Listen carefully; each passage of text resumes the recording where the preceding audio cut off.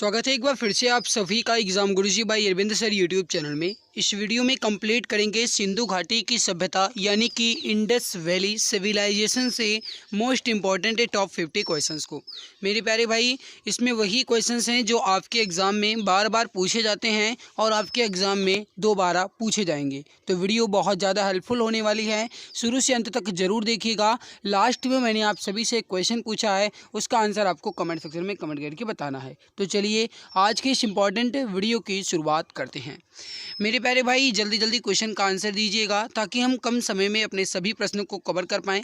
आप जानते हैं कि आपके परीक्षा में जो पहली टॉपिक है वो है इंडियन हिस्ट्री और उसमें है वो है सिंधु घाटी की सभ्यता यानी कि इंडस वैली सिविलाइजेशन। तो हमारी पहली टॉपिक यही है और पहली क्लास अपनी यही है, जिसमें हमारा पहला क्वेश्चन आपके सामने है कि सिंधु घाटी के शहरों की गलियाँ जो हैं ये कैसी थीं। सिंधु घाटी सभ्यता के शहरों की गलियां जो हैं ये कैसी थीं। सही आंसर हो जाएगा आपका ए ऑप्शन, चौड़ी और सीधी। करेक्ट आंसर हो जाएगा ऑप्शन नंबर ए, चौड़ी और सीधी। अगला सवाल है आपके सामने, हड़प्पा के खंडहर निम्नलिखित में से किस नदी के तट पर पाए जाते हैं। हड़प्पा के खंडहर निम्नलिखित में से किस नदी के तट पर पाए जाते हैं। सही आंसर हो जाएगा आपका ए ऑप्शन, रावी नदी के तट पर। ऑप्शन नंबर ए जो है ये बिल्कुल आपका सही आंसर हो जाएगा। मेरे प्यारे भाई, एक बात आप और ध्यान रखिएगा, अगर आपसे एग्ज़ाम में ये सवाल पूछा जाए कि जो हड़प्पा सभ्यता है यानी कि आप जानते हैं कि हड़प्पा सभ्यता जो है इसे हम सिंधु घाटी सभ्यता भी कहते हैं और सबसे पहले सिंधु घाटी सभ्यता का खोजा गया स्थल हड़प्पा ही था, इसी वजह से सिंधु घाटी सभ्यता को हड़प्पा सभ्यता भी आप कह सकते हैं। हड़प्पा की जो खोज है ये किसने की थी, तो ये की थी दयाराम साहनी ने। किसने की थी? दयाराम साहनी ने। और भाई कब की थी अगर आपसे ये पूछा जाए तो 1921 में। कब की? 1921 में रावी नदी के तट पर। तो इसको आपको ध्यान रखना है। हमारा राइट आंसर हो जाएगा ए ऑप्शन। अगला सवाल है आपके सामने, इसको समझिए। सवाल है कि मोहनजोदड़ो के खंडहर निम्नलिखित में से किस नदी के तट पर पाए जाते हैं। मोहनजोदड़ो के खंडहर जो हैं ये निम्नलिखित में से किस नदी के तट पर पाए जाते हैं। सही आंसर हो जाएगा आपका, ये हो जाएगा डी ऑप्शन, सिंधु नदी के तट पर। मोहनजोदड़ो की खोज है ये वर्ष 1922 में हुई थी। इसकी खोज जो है यह राखलदास बनर्जी के द्वारा की गई थी। तो इसको आप ध्यान रखेंगे। मोहनजोदड़ो जो है ये वर्तमान में पाकिस्तान के लड़काना ज़िले में है। कहाँ पे है? पाकिस्तान के लड़काना में है। तो इसको आपको ध्यान रखना है मेरे भाई। अगला सवाल है आपके सामने, क्वेश्चन नंबर 4। मोहनजोदड़ो में सबसे बड़ा भवन जो है ये कौन सा है। क्वेश्चन नंबर 4 का आंसर आप बताएंगे। मोहनजोदड़ो में सबसे बड़ा भवन जो है ये कौन सा है। राइट आंसर हो जाएगा बी ऑप्शन, धन्यागार। Option number B correct answer हो जाएगा। जो भी डी और ऑप्शन नंबर बी बता रहे हैं बिल्कुल सही आंसर आपका हो जाएगा। अगला सवाल है कि विशाल स्नानागार यानी कि ग्रेट बॉथ जो है ये कहाँ मिला था। राइट आंसर हो जाएगा आपका डी ऑप्शन, मोहनजोदड़ो में। ऑप्शन नंबर डी आपका बिल्कुल सही आंसर हो जाएगा। अगला सवाल है कि सिंधु घाटी की लिपि कौन सी है। देखिए अभी तक ज्ञात ही नहीं है कि सिंधु घाटी की लिपि कौन सी है, क्योंकि इससे जो भी प्राप्त हुआ उसे पढ़ा ही नहीं जा सका। तो राइट आंसर हो जाएगा आपका डी ऑप्शन, अज्ञात है या ज्ञात नहीं है। ऑप्शन डी राइट हो जाएगा। देवी माता की पूजा किससे संबंधित थी। राइट आंसर हो जाएगा सिंधु घाटी की सभ्यता के साथ। करेक्ट आंसर हो जाएगा आपका सी ऑप्शन, सिंधु सभ्यता के साथ। अगला सवाल है कि सिंधु घाटी सभ्यता के पत्तन नगर या बंदरगाह कौन सा था। सही आंसर हो जाएगा आपका बी ऑप्शन, लोथल जो है सिंधु घाटी सभ्यता का एक पत्तन या फिर एक तरीके से कहा जाए बंदरगाह था। मेरे प्यारे भाई ध्यान रखिएगा, लोथल जो है ये भोगवा नदी के किनारे है। आप इसको ध्यान रखेंगे, लोथल जो है भोगवा नदी के किनारे है और ये अपने भारत में गुजरात में अहमदाबाद में, गुजरात के अहमदाबाद में है। ठीक है, इसकी खोज जो है लोथल की या रंगनाथ राव के द्वारा इसकी खोज जो है ये की गई थी। कब की गई थी? तो वर्ष 1957 में। ठीक है, तो इसको आपको ध्यान रखना है मेरे भाई। ओके, अगला सवाल है आपके सामने, सिंधु घाटी के लोगों की एक महत्वपूर्ण रचना निम्नलिखित में से किसकी मूर्ति है। सिंधु घाटी के लोगों की एक महत्वपूर्ण रचना निम्नलिखित में से किसकी मूर्ति है? राइट आंसर हो जाएगा नृत्य करती हुई मूर्ति। करेक्ट आंसर हो जाएगा आपका डी ऑप्शन, नृत्य करती हुई मूर्ति।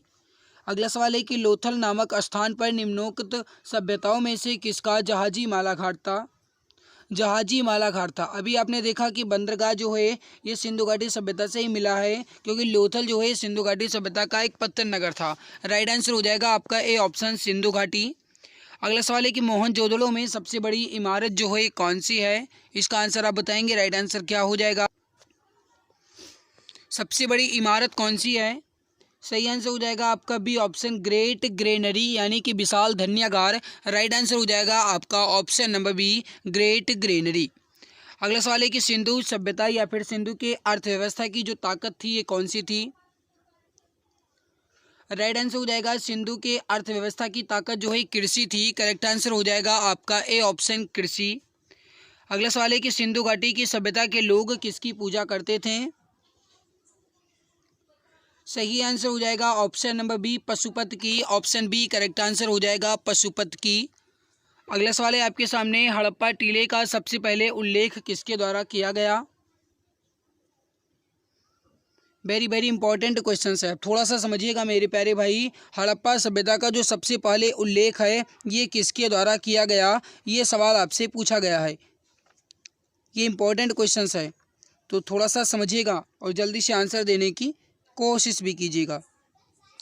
देखिए सबसे पहले अगर कहा जाए तो इसके बारे में आधारभूत जानकारी जो लेने की कोशिश की गई वो चार्ल्स मैसन के द्वारा ली गई। मतलब इन्होंने सोचा कि चलो हड़प्पा सभ्यता या फिर इनके बारे में कुछ हम खोज वगैरह करते हैं। कब इन्होंने इसकी बारे में जानकारी लेने की कोशिश की? तो 1826 यानी कि 1826 में, ठीक है। और इन्होंने एक पत्रिका भी लिखी, इनकी एक पत्रिका भी है जिसका नाम जो है वो है नैरेटिव ऑफ जर्नीज, ठीक है। पत्रिका का नाम क्या है? Narrative of journeys. तो मैं लिख दे रहा हूँ यहाँ पे, नैरेटिव ऑफ जर्नीज।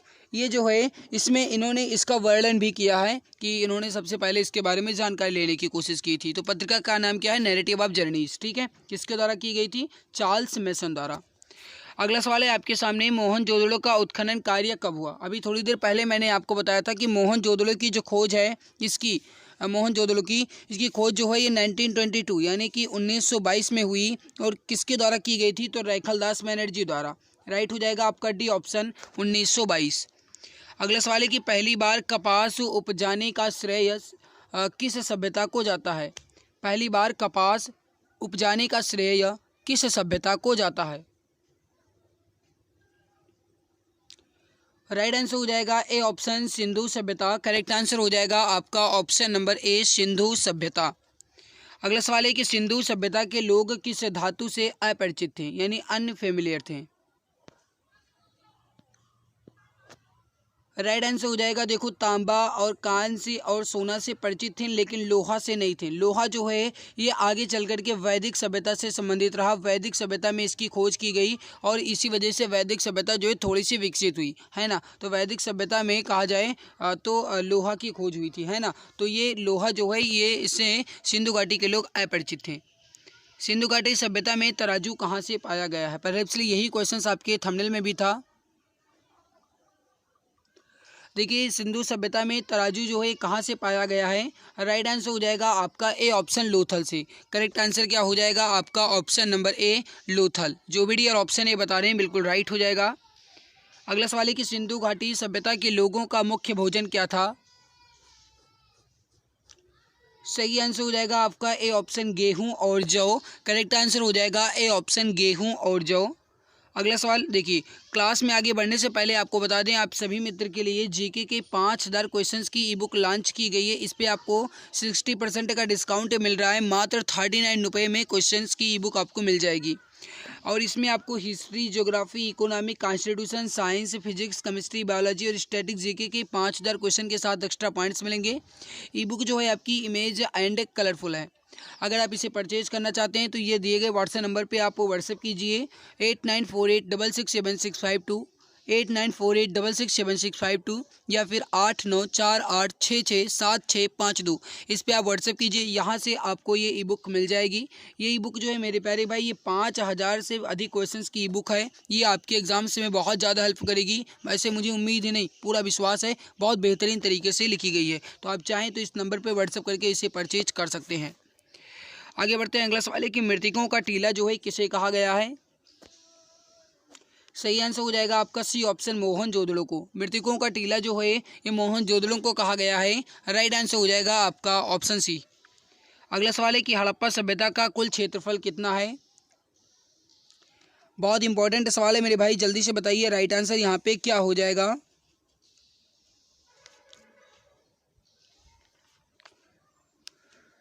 तो देखिए हड़प्पा सभ्यता का जो कुल क्षेत्रफल है अगर कहा जाए तो मेरे प्यारे भाई ये 12,99,000 के लगभग कुछ है। तो आप लगभग कह सकते हैं कि 13 लाख वर्ग किलोमीटर यानी 13 लाख किलोमीटर स्क्वायर में है।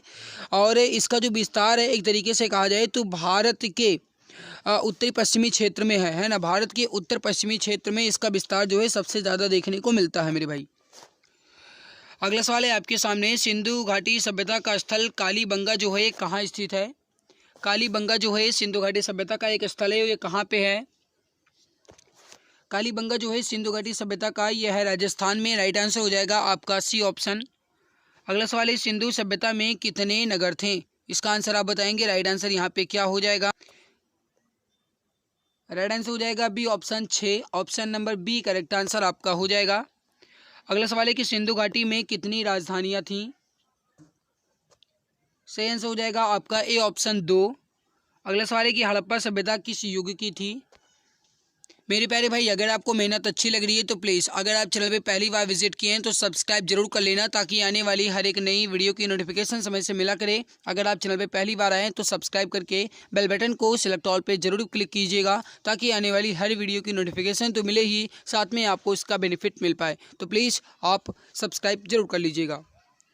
हड़प्पा सभ्यता जो है किस युग की थी।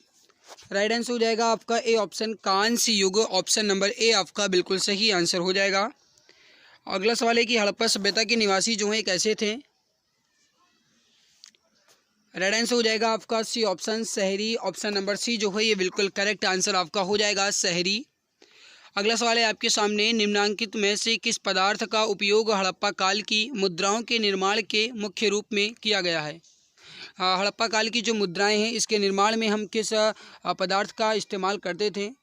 राइट आंसर हो जाएगा टेराकोटा का। करेक्ट आंसर हो जाएगा आपका ए ऑप्शन टेराकोटा। चलिए अगला सवाल है आपके सामने कि हड़प्पा कालीन मोहरें जो हैं अधिकांशतः किसकी बनी होती थी। बहुत इंपॉर्टेंट सवाल है, जल्दी से बताइए। हड़प्पा कालीन मोहरें जो हैं अधिकांशतः बनी हैं। राइट आंसर हो जाएगा आपका ये हो जाएगा सेल खड़ी से। ऑप्शन नंबर ए आपका बिल्कुल सही आंसर हो जाएगा। अगला सवाल है कि हड़प्पा के निवासी किस खेल में रुचि रखते थे। राइट आंसर हो जाएगा डी ऑप्शन शतरंज में। अगला सवाल है आपके सामने, सिंधु सभ्यता के घर किससे बनाए जाते थे। सिंधु सभ्यता के घर जो हैं किससे बनाए जाते थे। मेरे प्यारे भाई आपने अभी थोड़ी देर पहले पढ़ा है कि सिंधु घाटी सभ्यता के जो लोग थे ये शहरी थे। मतलब सिंधु घाटी सभ्यता के जो लोग थे ये कैसे थे, शहरी थे। और मेरे भाई इनके जो घर वगैरह हैं किसके बने होते थे, ईंटों से बने होते थे। और ईंटों का जो अनुपात है ये कैसा हुआ करता था, तो 4, 2 और 1। ठीक है, ईंट का जो अनुपात हुआ करता था ये 4, 2, 1 के अनुपात में हुआ करता था। तो ये बहुत इंपॉर्टेंट टॉपिक है, बहुत इंपॉर्टेंट है आपके लिए, इसको आप ध्यान रखिएगा। ओके मेरे भाई। और एक बात और ध्यान रखिएगा कि जो इनके नगर नियोजन थी एक इनकी सबसे बड़ी विशेषता थी और ये जो है ये इनकी ग्रीड पद्धति पर आधारित थी। तो इसको भी आप ध्यान रखेंगे, आपसे एग्जाम में पूछा जा सकता है। आगे बढ़ते हैं। अगला सवाल है कि पैमाने की खोज ने यह सिद्ध कर दिया कि सिंधु घाटी के लोग माप और तौल से परिचित थे। यह खोज कहाँ हुई थी। सही आंसर हो जाएगा बी ऑप्शन लोथल में। Option number B correct answer हो जाएगा। सिंधु सभ्यता की मुद्रा में किस देवता के समतुल्य चित्रांकन मिलते हैं। सिंधु सभ्यता की मुद्रा में किस देवता के समतुल्य चित्रांकन मिलते हैं। थोड़ी देर पहले आपने पढ़ा कि ये पशुपति की पूजा करते थे और आप ये भी जानते हैं कि पशुपति जो है ये भगवान शिव को कहा जाता है। तो राइट आंसर हो जाएगा आपका भगवान Shiva, option number C correct answer हो जाएगा। अगला सवाल है कि सिंधु सभ्यता के जो सिंधु सभ्यता है यहाँ से किस पशु के अवशेष नहीं मिले हैं, यानी किस पशु के अवशेष सिंधु घाटी सभ्यता से प्राप्त नहीं हुए हैं। देखिए घोड़ा जो है ये भी मिला है, हाथी भी मिले हैं, गाय के भी मिले हैं, लेकिन शेर का नहीं मिला है। राइट आंसर हो जाएगा आपका डी ऑप्शन शेर। अगला सवाल है आपके सामने, सिंधु घाटी के लोग विश्वास करते थे, सिंधु घाटी के लोग जो है किसमें विश्वास करते थे। राइट आंसर हो जाएगा मातृशक्ति में, option number B correct answer हो जाएगा मातृशक्ति में। हड़प्पा संस्कृति इस समय के किस देश पर काबिज नहीं थी। मेरे भाई थोड़ा सा ये इंपॉर्टेंट क्वेश्चन आपके लिए हो जाता है। कहने का मतलब है कि हड़प्पा सभ्यता जो है लगभग कितने शहरों में फैली थी। वैसे आप जानते हैं कि जो हड़प्पा सभ्यता है ये 3 शहरों में फैली थी, है ना। 3 शहरों में, अफ़गानिस्तान में भी थी और पाकिस्तान में भी थी, भारत में भी थी, ईरान में इसका कहीं भी कोई भी जिक्र नहीं है। राइट हो जाएगा आपका डी ऑप्शन, है ना। और अफ़गानिस्तान में कहा जाए तो मात्र 2 स्थानों पे मिली है। अफ़गानिस्तान में मात्र 2 स्थल मिले हैं, एक तो आपका सुरतुगोई है और दूसरा आपका मुंडी काक है। ये 2 स्थल जो हैं ये मात्र आपके अफ़गानिस्तान में मिले हैं, बाकी आपका पाकिस्तान में और अपना इंडिया में मिला है।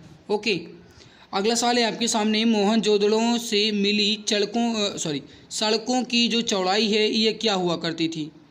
मोहनजोदड़ो से मिली सड़कों की चौड़ाई क्या हुआ करती थी। राइट हो जाएगा बी ऑप्शन 10.5 मीटर यानी 10.5 मीटर। करेक्ट आंसर हो जाएगा आपका ऑप्शन नंबर बी 10.5 मीटर। अगला सवाल है कि राखी गढ़ी भारत के किस राज्य में है। देखिए अगर आपसे पूछा जाए कि सिंधु घाटी सभ्यता का सबसे बड़ा स्थल जो भारत में है, यानी कि सिंधु घाटी सभ्यता का सबसे बड़ा स्थल कौन सा है और ब्रैकेट में लिख दिया जाए भारत में, तो आप क्या कहेंगे, वो है आपका राखी गढ़ी। है कहाँ पे मेरे भाई, तो ये आपका हरियाणा में। ठीक है, राइट आंसर क्या हो जाएगा आपका ऑप्शन नंबर बी हरियाणा में। तो इसको आप ध्यान रखेंगे। और इसके अलावा कहा जाए तो बनवाली है ये भी आपका हरियाणा से ही है, और जो भगवानपुरा है ये भी आपका हरियाणा से ही। ठीक है मेरे भाई, तो इसको आप ध्यान रखेंगे। और जो बनवाली है यहाँ से बैलगाड़ी के खिलौने का साक्ष्य मिला है, इसको भी आप ध्यान रखेंगे, आपसे पूछा जा सकता है। अगला सवाल है कि सिंधु घाटी सभ्यता का सबसे बड़ा स्थल कौन सा है। अब आपसे ये सवाल पूछा गया है कि सिंधु घाटी सभ्यता का सबसे बड़ा स्थल कौन सा है। अभी थोड़ी देर पहले मैंने आपको बताया है कि भारत में सिंधु घाटी सभ्यता से प्राप्त सबसे बड़ा नगर, तो आप कहेंगे राखी गढ़ी। लेकिन अगर सबसे बड़ा स्पेशल केवल यही पूछा जाए कि सबसे बड़ा स्थल कौन सा है, तब आप कहेंगे मोहनजोदड़ो। राइट हो जाएगा आपका ऑप्शन सी मोहनजोदड़ो। अगला सवाल है कि सिंधु घाटी सभ्यता का सबसे छोटा स्थल कौन सा है। सबसे छोटा स्थल कौन सा है, वेरी वेरी इंपॉर्टेंट क्वेश्चन है, जल्दी से बताइए राइट आंसर क्या हो जाएगा। सही आंसर हो जाएगा आपका ऑप्शन नंबर डी अल्लाह दीनो। Option number D correct answer हो जाएगा अल्लाह दीनो। अगला सवाल है कि हड़प्पा या फिर सिंधु घाटी सभ्यता में पवित्र पशु कौन थे। राइट आंसर हो जाएगा कुबड़ वाला बैल, या फिर कहा जाए तो श्रृंग युक्त पशु। करेक्ट आंसर हो जाएगा आपका ए ऑप्शन कुबड़ वाला बैल या श्रृंग युक्त पशु। सिंधु घाटी सभ्यता के किस स्थान से मिले अवशेषों से यह ज्ञात होता है कि वहां खेतों को हल से जोतने की प्रक्रिया प्रारंभ हो चुकी थी।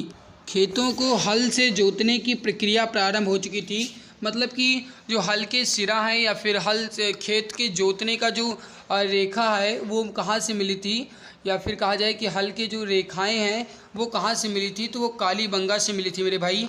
और कालीबंगा वर्तमान में कहाँ पे है, अगर आपसे पूछा जाए तो आप कहेंगे राजस्थान में है। कहाँ पे है, राजस्थान में। अगला सवाल है आपके सामने कि मांडा नगर किस नदी पर स्थित है। मांडा नगर जो है यह किस नदी पर स्थित है। आप जानते हैं कि जो मांडा है यह सिंधु घाटी सभ्यता का सबसे उत्तरी स्थल है, और ये वर्तमान में कहाँ पे है, अगर आपसे पूछा जाए तो आप कहेंगे जम्मू एंड कश्मीर में है। ये सबसे उत्तरी स्थल है। और ये किस नदी पर है, तो ये है चिनाब नदी पर। ऑप्शन सी राइट होगा, चिनाब नदी पर। ठीक है। और सबसे दक्षिणी कहा जाए तो दाइमाबाद है, ये महाराष्ट्र में है, ये गोदावरी नदी पर है। और सबसे पूर्वी आपसे पूछा जाए तो आप कहेंगे आलमगीरपुर है, ये अपने उत्तर प्रदेश के हिंडन नदी पर है। और जो सबसे पश्चिमी है वो है बलूचिस्तान में सुतकांगी डोर, ये दास के नदी पर है। तो इसको आप ध्यान रखेंगे। अगला सवाल है कि सिंधु सभ्यता के लोग मिट्टी के बर्तनों को किस रंग से रंगते थे। सिंधु सभ्यता के लोग जो हैं ये मिट्टी के बर्तनों को किस रंग से रंगते थे। राइट आंसर हो जाएगा आपका, ये हो जाएगा ऑप्शन नंबर डी, लाल रंग से। ऑप्शन नंबर डी करेक्ट हो जाएगा, लाल रंग से। अगला सवाल है कि हड़प्पा और मोहनजोदड़ो की खुदाई सबसे पहले किसकी अगुवाई में हुई थी। अभी थोड़ी देर पहले मैंने आपको बताया था। सही आंसर हो जाएगा आपका, ये हो जाएगा बी ऑप्शन, जॉन मार्शल द्वारा। ऑप्शन बी करेक्ट हो जाएगा। वर्तमान में मोहनजोदड़ो जो है कहाँ पे स्थित है। Very very important question. Mohenjodaro जो है ये वर्तमान में कहाँ पर है। राइट आंसर हो जाएगा आपका बी ऑप्शन, पाकिस्तान के सिंध प्रांत में। ऑप्शन नंबर बी करेक्ट हो जाएगा, sorry option number A correct हो जाएगा, पाकिस्तान के सिंध प्रांत में। ऑप्शन ए करेक्ट आंसर हो जाएगा। अगला सवाल है कि हड़प्पा वासियों ने सबसे पहले किस धातु का प्रयोग करना प्रारंभ किया। बताएंगे हड़प्पा वासियों ने सबसे पहले किस धातु का प्रयोग करना प्रारंभ किया। राइट आंसर हो जाएगा ए ऑप्शन, तांबा का। करेक्ट आंसर हो जाएगा आपका ऑप्शन नंबर ए। हड़प्पा की सभ्यता किस युग की सभ्यता थी। हड़प्पा की सभ्यता किस युग की सभ्यता थी। राइट आंसर हो जाएगा बी ऑप्शन, कांस्य युग की। इस वजह से हड़प्पा की सभ्यता को कांस्य युगीन सभ्यता भी कहते हैं। तो अगर आपसे पूछा जाए कि कांस्य युगीन सभ्यता किस सभ्यता को कहते हैं, तो ये हो जाएगा हड़प्पा सभ्यता या सिंधु घाटी सभ्यता को। अगला सवाल है कि सिंधु घाटी की सभ्यता के लोगों का मुख्य व्यवसाय क्या था। मुख्य व्यवसाय क्या था। मुख्य व्यवसाय इनका व्यापार था। ऑप्शन बी राइट हो जाएगा। लेकिन अगर आपसे ये पूछा जाए कि उनकी अर्थव्यवस्था की जो मुख्य ताकत थी वो क्या थी, तब आप कहेंगे कृषि, लेकिन मुख्य व्यवसाय तो व्यापार। अगला सवाल है कि मोहनजोदड़ो का अर्थ क्या है। राइट आंसर हो जाएगा डी ऑप्शन, मृतकों का टीला। Option number D correct answer हो जाएगा, मृतकों का टीला। अगला सवाल है कि कालीबंगा का अर्थ क्या है।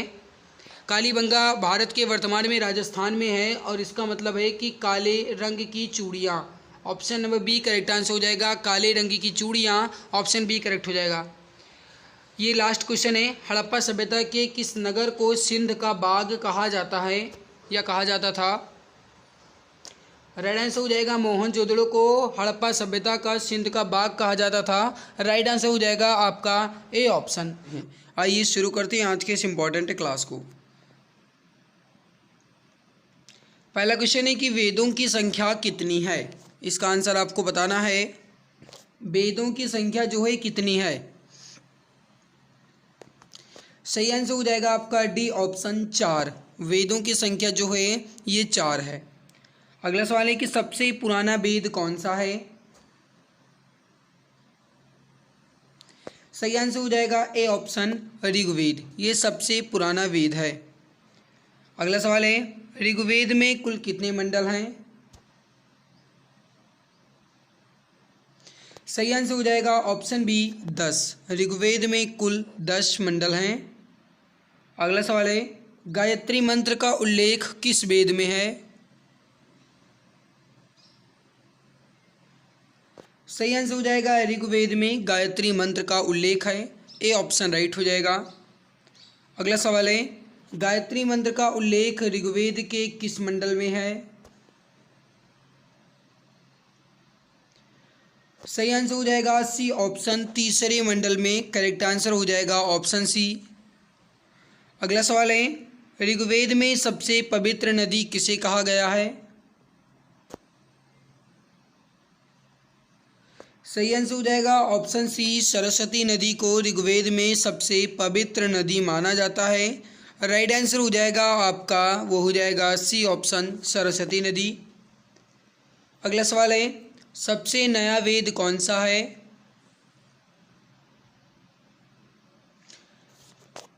सही आंसर हो जाएगा डी ऑप्शन, अथर्ववेद। ये सबसे नया वेद है। वैदिक काल में राजा जनता से जो कर वसूल करता था उसे क्या कहते थे। सही आंसर हो जाएगा ऑप्शन बी, बलि कहा जाता था। वैदिक काल में जो राजा हुआ करते थे और अपनी जनता से जो कर वसूल करते थे उन्हें बलि कहा जाता था। राइट आंसर हो जाएगा बी ऑप्शन। अगला सवाल है, सत्यमेव जयते कहाँ से लिया गया है? सत्यमेव जयते ये भारत का आदर्श वाक्य है या राष्ट्रीय वाक्य है और इसका मतलब होता है कि सत्य की सदैव विजय होती है। यह जो है यह उपनिषद मुंडकों से लिया गया है, मतलब मुंडको उपनिषद से लिया गया है या मुंडक उपनिषद से लिया गया है। राइट आंसर हो जाएगा आपका डी ऑप्शन। ऋग्वेद में किसका उल्लेख है? ऋग्वेद जो कि सबसे पुराना वेद है और इसमें मंत्र का उल्लेख किया गया है। राइट आंसर हो जाएगा ए ऑप्शन, मंत्रों का। अगला सवाल है, ऋग्वेद में कुल ऋचाओं या फिर मंत्रों की संख्या कितनी है? राइट आंसर हो जाएगा D option, 10,600। Option number D correct हो जाएगा। अगला सवाल है, सामवेद में किसका उल्लेख है?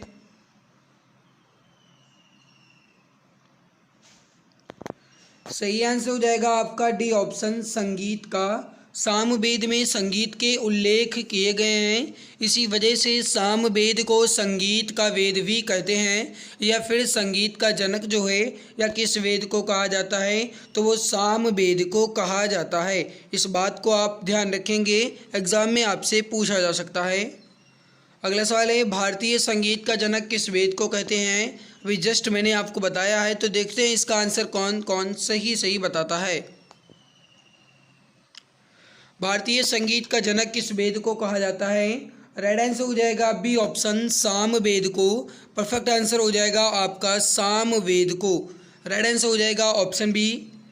अगला सवाल है, यजुर्वेद में किसका उल्लेख है? वेरी वेरी इंपॉर्टेंट क्वेश्चन है। देखिए यजुर्वेद जो है इसमें किसका उल्लेख है? राइट आंसर हो जाएगा आपका बी ऑप्शन, कर्म कांड का। Option number B correct answer हो जाएगा। अगला सवाल है कि अथर्ववेद में किसका उल्लेख है?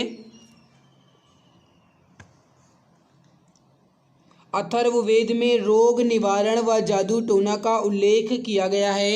राइट आंसर हो जाएगा आपका ऑप्शन नंबर बी, रोग निवारण व जादू टोना। अगला सवाल है, उपनिषदों की संख्या कुल कितनी है? ये क्वेश्चन बहुत ज़्यादा इंपॉर्टेंट है, तो जल्दी से बताइए राइट आंसर क्या होगा।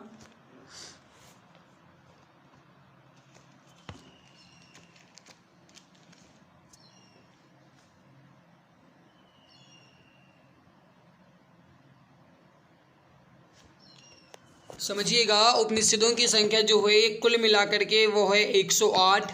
राइट हो जाएगा आपका सी ऑप्शन। अगला सवाल है, उपनिषद को अन्य किस नाम से जाना जाता है? उपनिषद को अन्य किस नाम से जानते हैं? राइट आंसर हो जाएगा, इसे हम वेदांत के नाम से जानते हैं। सी ऑप्शन राइट हो जाएगा। वेदांगों की कुल संख्या कितनी है? देखिए वेदांत और वेदांग ये दोनों अलग अलग हैं मेरे भाई। वेदांगों की कुल संख्या है option B 6। Option B right हो जाएगा। व्याकरण की सर्वप्रथम रचित पुस्तक कौन सी है? व्याकरण की सबसे पहले रचित पुस्तक है वो है अष्टाध्यायी। राइट आंसर हो जाएगा आपका बी ऑप्शन, अष्टाध्यायी। और इसकी जो रचना है ये किसने की थी? इसका आंसर आप बताएंगे, जल्दी से बताइए। जो इसकी रचना है ये पाणिनि के द्वारा की गई थी, तो इसको आप ध्यान रखेंगे। अष्टाध्यायी के रचयिता कौन थे? अभी थोड़ी देर पहले मैंने आपको बताया है, तो आप इसका आंसर इजी तरीके से बता सकते हैं। अष्टाध्यायी के रचयिता जो हैं ये हैं Panini. Option number C correct answer हो जाएगा। अगला सवाल है आपके सामने कि पुराणों की संख्या जो है ये कुल कितनी है? पुराणों की जो कुल संख्या ये कितनी है? राइट आंसर हो जाएगा डी ऑप्शन, 18 पुराण हैं। सही आंसर हो जाएगा आपका ऑप्शन नंबर डी, 18। अगला सवाल है कि वैदिक आर्यों का मुख्य भोजन क्या था? जो वैदिक आर्य हैं इनका मुख्य भोजन दूध और उनसे बने उत्पाद। राइट आंसर हो जाएगा दूध और उसके उत्पादक। Option number B correct answer आपका हो जाएगा।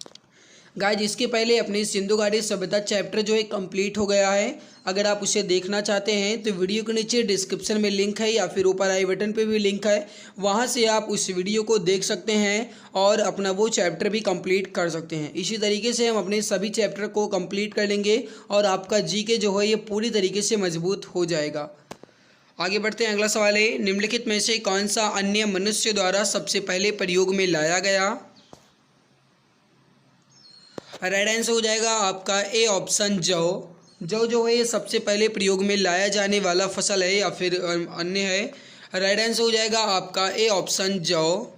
अगला सवाल है कि वैदिक लोगों द्वारा किस धातु का प्रयोग सबसे पहले किया गया?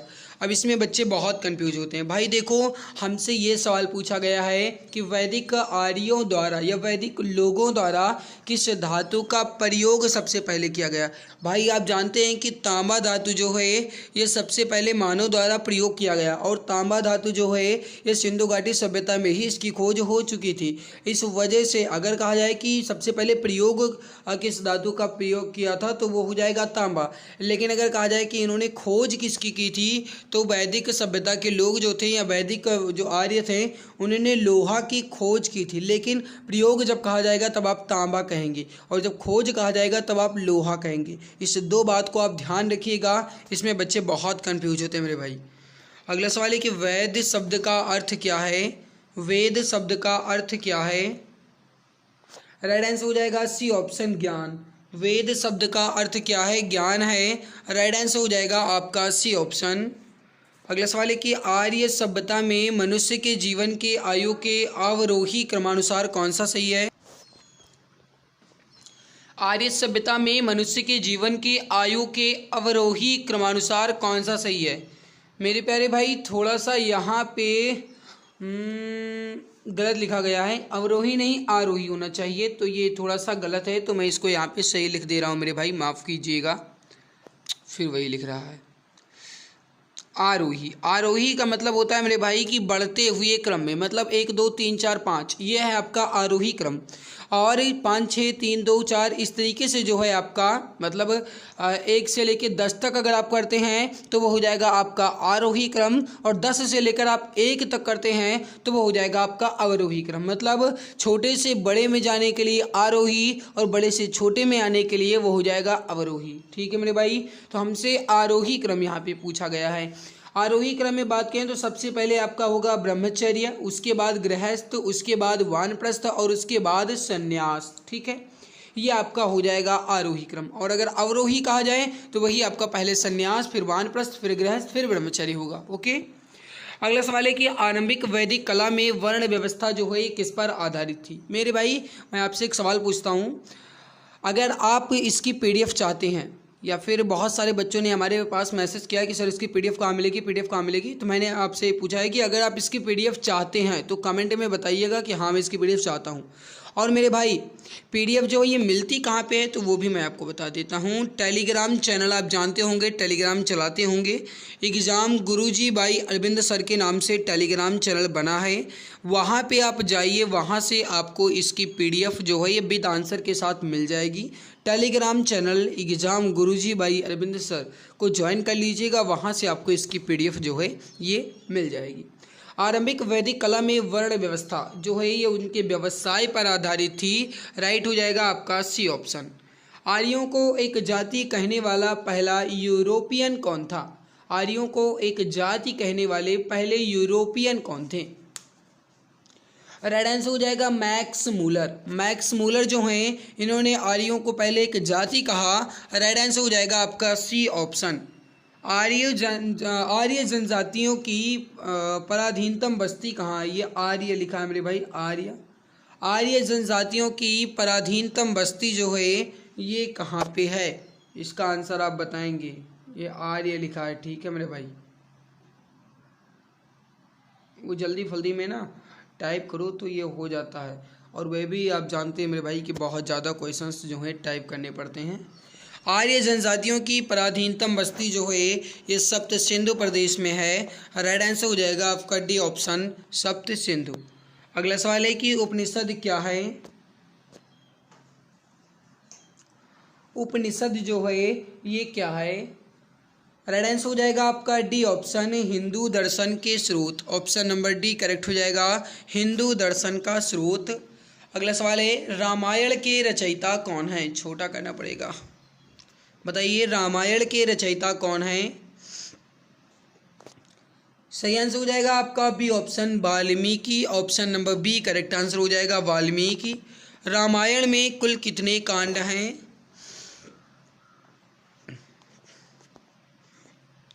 रामायण में कुल मिलाकर के 7 कांड हैं। सही आंसर हो जाएगा आपका सी ऑप्शन। यहाँ पे आप देख लीजिए कि कौन कौन से हैं। तो बाल कांड, अयोध्या कांड, अरण्य कांड, किष्किंधा कांड, सुंदर कांड, लंका कांड या फिर युद्ध कांड और उत्तर कांड। ये आपके हो जाएंगे 1 2 3 4 5 6 और 7।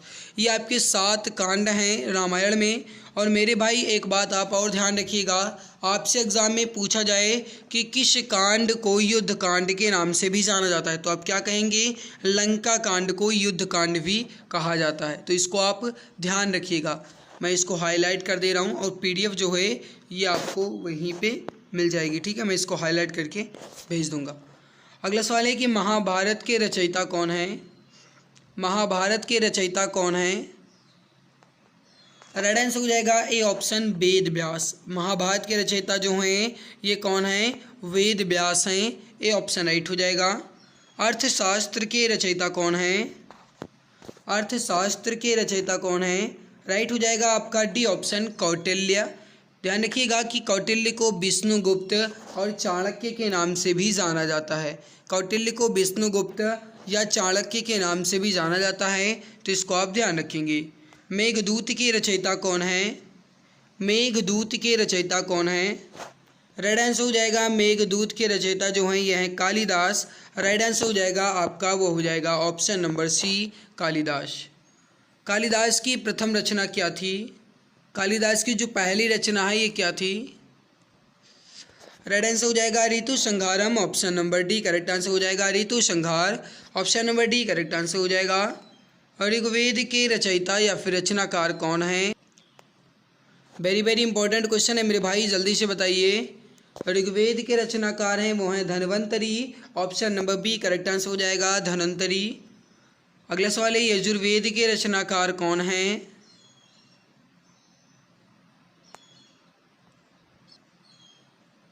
सही आंसर हो जाएगा आपका सी ऑप्शन, विश्वामित्र जो हैं ये यजुर्वेद के रचनाकार हैं। अगला सवाल है कि सामवेद के रचनाकार कौन हैं? सामवेद जिसे आप संगीत का वेद भी कहते हैं, इसके रचनाकार जो हैं ये हैं भरत मुनि। राइट आंसर हो जाएगा आपका ऑप्शन नंबर डी, भरत मुनि। अथर्ववेद के रचनाकार कौन हैं?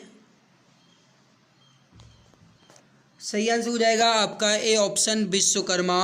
विश्वकर्मा जो हैं ये अथर्ववेद के रचनाकार हैं। राइट आंसर हो जाएगा आपका ए ऑप्शन, विश्वकर्मा। वेदों के टीकाओं को क्या कहते थे? वेदों के जो टीका हैं इन्हें क्या कहते थे? राइट आंसर हो जाएगा ब्राह्मण ग्रंथ। ऑप्शन नंबर ए आपका बिल्कुल सही आंसर हो जाएगा। ऋग्वैदिक काल में सबसे प्रतापी देवता कौन थे? ऋग्वैदिक काल में सबसे प्रतापी देवता जो थे वो थे इंद्र। राइट आंसर हो जाएगा आपका डी ऑप्शन, इंद्र। सबसे पहले कर लगाने की प्रथा किस काल में शुरू हुई? शायद दूसरा या तीसरा क्वेश्चन ही था कि वैदिक आर्यों में राजाओं द्वारा लिया जाने वाला कर जो है उसे क्या कहते थे, तो आपने पढ़ा बलि। मतलब वैदिक काल में ही या वैदिक सभ्यता में ही इसकी जो है शुरुआत हुई। लेकिन वैदिक सभ्यता में किस काल से हुई मेरे भाई? ये उत्तर वैदिक काल से हुई। उत्तर वैदिक काल का जो पीरियड है ये कितना है आप बताएंगे? बताइए। बहुत बढ़िया मेरे प्यारे भाई, इनका जो पीरियड है ये 1000 से 600 ईसा पूर्व के बीच है ना। तो इसको आप ध्यान रखेंगे। तो ये हो जाएगा आपका उत्तर वैदिक पीरियड। अथर्ववेद को किस अन्य नाम से जाना जाता है? वेरी वेरी इंपॉर्टेंट सवाल है। अथर्ववेद को किस अन्य नाम से जाना जाता है? सही आंसर हो जाएगा ब्रह्मवेद के नाम से। सही आंसर हो जाएगा आपका ए ऑप्शन। ओम जो है कहाँ से लिया गया है? वेरी वेरी इंपॉर्टेंट सवाल है मेरे भाई, जल्दी से बताइए। ओम जो है ये कहाँ से लिया गया है? ओम ये आपका होता है ओम, ये लिया गया है बृहदारण्य उपनिषद से। राइट आंसर हो जाएगा आपका सी ऑप्शन। वैदिक युग में यव जो है ये किसे कहा जाता था? वैदिक युग में यव जो है ये जौ को कहा जाता था। राइट आंसर हो जाएगा जौ। अगला सवाल है कि मनुस्मृति की रचना जो है ये किसने की थी? मनुस्मृति की रचना जो है यह किसने की थी?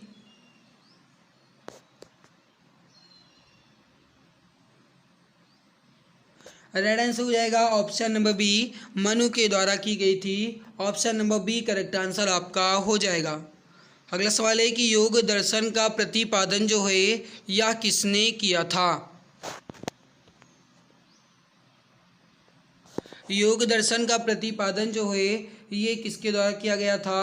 राइट हो जाएगा पंतजलि के द्वारा। Option number B correct answer हो जाएगा। आर्यों ने सबसे पहले किस धातु को खोजा था?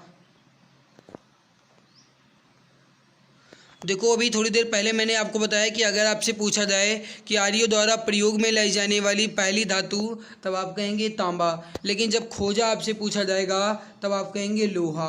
तो राइट क्या हो जाएगा आपका? डी ऑप्शन लोहा। लोहा जो है ये आर्यों द्वारा सबसे पहले खोजी गई धातु थी।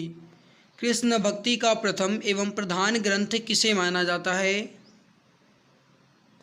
रेड आंसर हो जाएगा बी ऑप्शन, श्रीमद् भागवत गीता को। Option number B correct answer हो जाएगा। ऋग्वेद में अघन्य शब्द का प्रयोग किस पशु के लिए किया गया है? रेड आंसर हो जाएगा आपका ए ऑप्शन, गाय के लिए। ऑप्शन नंबर ए आपका बिल्कुल सही आंसर हो जाएगा। आइए शुरू करते हैं आज के इस इम्पोर्टेंट क्लास को। पहला क्वेश्चन है आपके सामने कि बौद्ध धर्म के संस्थापक कौन थे? पीडीएफ जो है इसकी Telegram channel exam Guruji by Arvind sir पर मिल जाएगी, वहाँ से आप इसकी पीडीएफ को ले सकते हैं। बौद्ध धर्म के संस्थापक कौन थे? सही आंसर हो जाएगा ऑप्शन बी, गौतम बुद्ध। अगला सवाल है, गौतम बुद्ध का जन्म कब हुआ था? सही आंसर हो जाएगा ऑप्शन सी, 563 ईसा पूर्व में। गौतम बुद्ध का जन्म जो है ये 563 ईसा पूर्व में हुआ था। ऑप्शन सी राइट हो जाएगा। अगला सवाल है, गौतम बुद्ध का जन्म स्थान का नाम क्या है?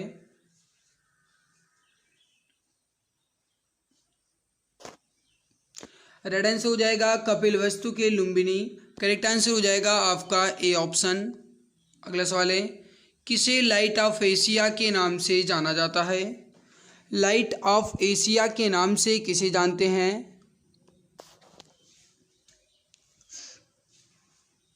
देखिए एशिया का प्रकाश जो है ये हम महात्मा बुद्ध को जानते हैं। राइट आंसर हो जाएगा आपका ऑप्शन नंबर सी।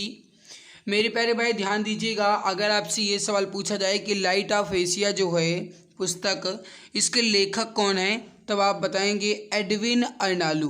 कौन है? एडविन अर्नालू। तो मैं लिख दे रहा हूँ यहाँ पे, आप ध्यान दीजिएगा। ये एक इम्पॉर्टेंट मेरे प्यारे भाई सवाल है, तो आपसे एग्ज़ाम में पूछा जा सकता है। एडविन अर्नालू के द्वारा लाइट ऑफ एशिया नामक पुस्तक लिखी गई है। और लाइट ऑफ एशिया जो है ये कहा किसे जाता है, तो महात्मा बुद्ध को या गौतम बुद्ध को। ओके।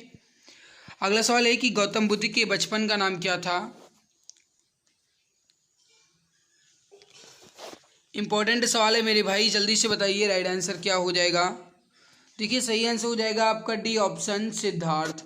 गौतम बुद्ध के बचपन का नाम जो है सिद्धार्थ था। ऑप्शन डी करेक्ट आंसर हो जाएगा।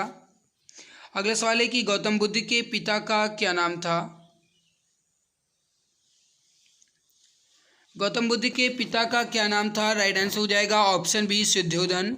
जो भी बता रहे हैं ऑप्शन नंबर बी सिद्धोधन बिल्कुल सही आंसर हो जाएगा। अगला सवाल है कि गौतम बुद्ध की माँ का क्या नाम था?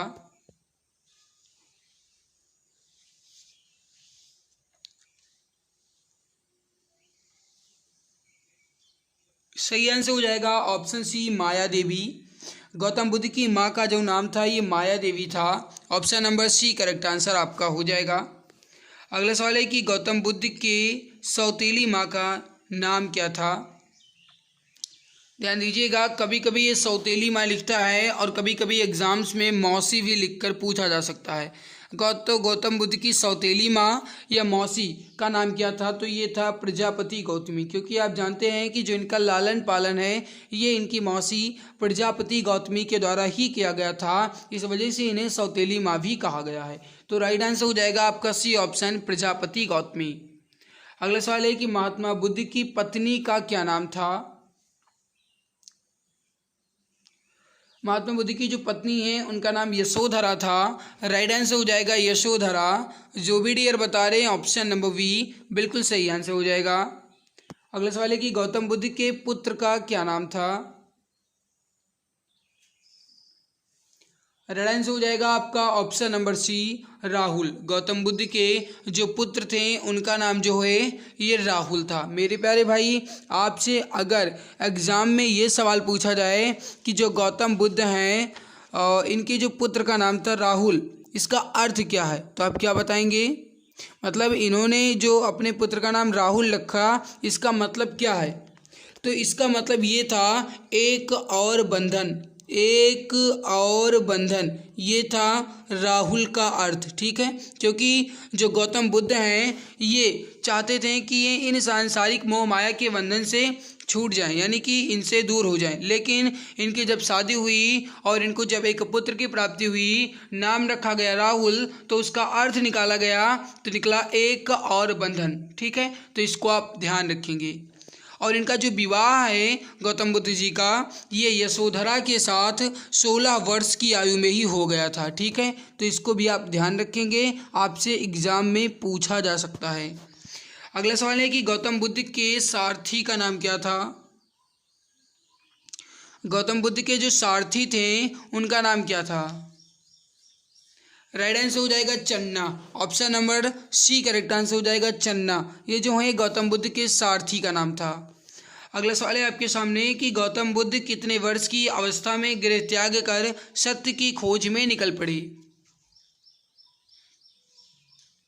या फिर एग्जाम में ऐसा पूछा जाएगा कि गौतम बुद्ध के महाविनिष्क्रमण की जो घटना है यह उनके किस वर्ष से संबंधित है? तो ये हो जाएगा 29 वर्ष की अवस्था में। 29 वर्ष की अवस्था में गौतम बुद्ध जो हैं ये गृह त्याग किए और सत्य की खोज में निकल चुके, जिसे गौतम बुद्ध या फिर बौद्ध धर्म में महाविनिष्क्रमण कहा जाता है। अगला सवाल है सिद्धार्थ के गृह त्याग की घटना को बौद्ध धर्म में क्या कहा जाता है? अभी थोड़ी देर पहले या फिर अभी जस्ट मैंने आपको बताया है, तो बहुत इजी है, जल्दी से बताइए राइट आंसर क्या हो जाएगा। सिद्धार्थ के गृह त्याग की घटना को बौद्ध धर्म में महाविनिष्क्रमण कहा गया है। राइट आंसर हो जाएगा आपका ऑप्शन नंबर बी, महाविनिष्क्रमण। इसको आप ध्यान रखेंगे। अगला सवाल है आपके सामने, बुद्ध ने अपना प्रथम गुरु किसे बनाया था? देखिए इनके जो प्रथम गुरु थे ये थे, इनका नाम था अलार कलाम। क्या नाम था? अलार कलाम। और मेरे प्यारे भाई ये वैशाली से संबंधित है। कहाँ से? ये वैशाली से संबंधित हैं। अलार कलाम जो हैं ये वैशाली से संबंधित हैं। और इनके जो दूसरे गुरु थे इनका नाम था उदक रामपुत्र। उनका नाम जो था ये क्या था मेरे भाई? उदक रामपुत्र था। और ये राजगृह से संबंधित थे, तो इसको आप ध्यान रखेंगे। इनके दो गुरु हुए, पहले का नाम अलार कलाम और दूसरे का नाम उदक रामपुत्र।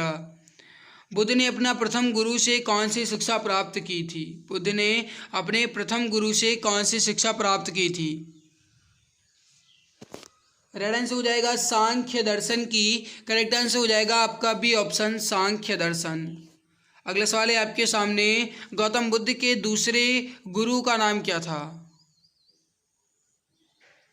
अब देखिए ये कभी कभी गाइस आपसे पूछा जा सकता है कि इनके दूसरे गुरु का नाम क्या था। तो देखिए आपसे जो इनके दूसरे गुरु हैं ये दो ऑप्शन में दिया जा सकता है। कभी कभी ये उदक रामपुत्र दिया जाएगा और कभी कभी रुद्रक दे दिया जाएगा। तो बात एक ही है, आप रुद्रक या उदक रामपुत्र कुछ भी कह सकते हैं। राइट हो जाएगा सी ऑप्शन, रुद्रक। और यहाँ पे मेरे भाई जो आनंद हैं ये गौतम बुद्ध के पहले शिष्य थे। ठीक है, तो इसको आप ध्यान रखेंगे। या फिर एक तरीके से कहा जाए तो इनके प्रिय शिष्य का जो नाम था ये आनंद था। ठीक है, इनके प्रिय शिष्य जो थे क्या नाम था, आनंद था। अगला सवाल, 35 वर्ष की आयु में बिना अन्न जल ग्रहण किए आधुनिक बोध गया में निरंजना या फिर फल्गु नदी के तट पर पीपल वृक्ष के नीचे कितने वर्ष की कठिन तपस्या के बाद गौतम बुद्ध को ज्ञान की प्राप्ति हुई थी। एक लंबा चौड़ा सा सवाल नज़र आ रहा होगा, लेकिन इजी बहुत है। 35 वर्ष की अवस्था में, मेरे प्यारे भाई ध्यान दीजिएगा, 35 वर्ष की अवस्था में आपसे एग्जाम में ऐसे ही पूछा जाएगा कि गौतम बुद्ध को ज्ञान की प्राप्ति जो है ये कितने वर्ष की अवस्था में हुई थी। तो ये इनकी जो ज्ञान की प्राप्ति हुई ये 35 वर्ष की अवस्था में, क्योंकि अभी थोड़ी देर पहले आपने देखा कि इन्होंने जो गृह त्याग है ये 29 वर्ष की अवस्था में की। तो 6 वर्ष पूरे बाद, कितने वर्ष बाद, 6 वर्ष बाद 35 वर्ष की अवस्था में इन्हें ज्ञान की प्राप्ति हो चुकी थी। कहाँ पे, तो बोध गया में, बिहार में, निरंजना या फिर फल्गु नदी के तट पर पीपल वृक्ष के नीचे। ठीक है, तो कितने वर्ष के बाद, 6 वर्ष के पश्चात। तो राइट क्या हो जाएगा आपका, डी ऑप्शन। अगला सवाल आपके सामने, ज्ञान प्राप्ति के बाद सिद्धार्थ को क्या कहा गया। ज्ञान प्राप्ति के बाद सिद्धार्थ को क्या कहा गया, इसका आंसर बताइए। देखिए, जब ज्ञान की प्राप्ति हो गई उसके बाद सिद्धार्थ या फिर गौतम बुद्ध जी को बुद्धत्व तथा तथागत के नाम से जाना जाने लगा। ठीक है, और इसके अलावा इन्हें शाक्य मुनि भी कहा जाने लगा। तो इसको आप ध्यान रखेंगे, कभी कभी शाक्य मुनि भी आपको दे दिया जाएगा। तो गौतम बुद्ध और तथागत या फिर गाइस कहा जाए तो बुद्धत्व और तथागत, ये दोनों इन्हें कहा जाने लगा। तो ए एंड बी तो राइट होगा ही। साथ में इन्हें शाक्य मुनि भी कहा जाता था। अगर शाक्य मुनि भी ऑप्शन में दे दिया जाएगा तो आप इसे भी ध्यान रखेंगे। अगला सवाल है कि गौतम बुद्ध को किस रात्रि के दिन ज्ञान की प्राप्ति हुई थी।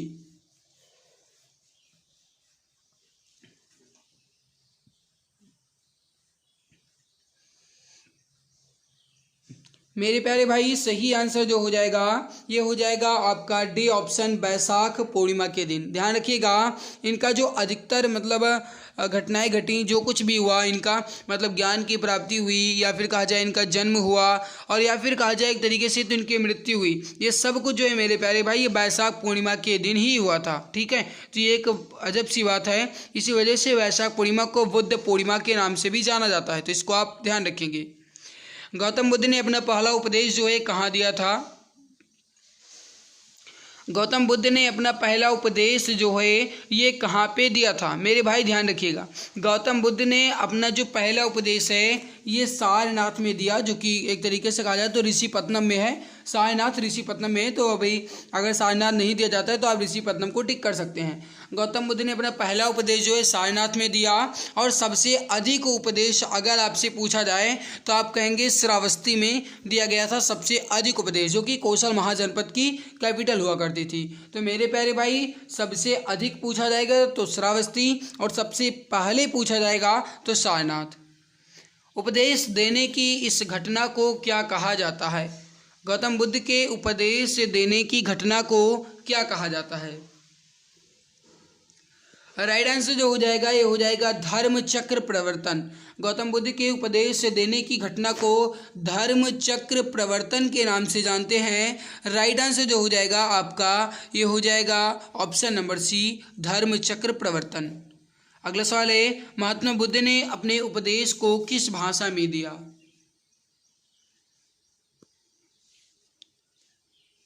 गजब का सवाल है।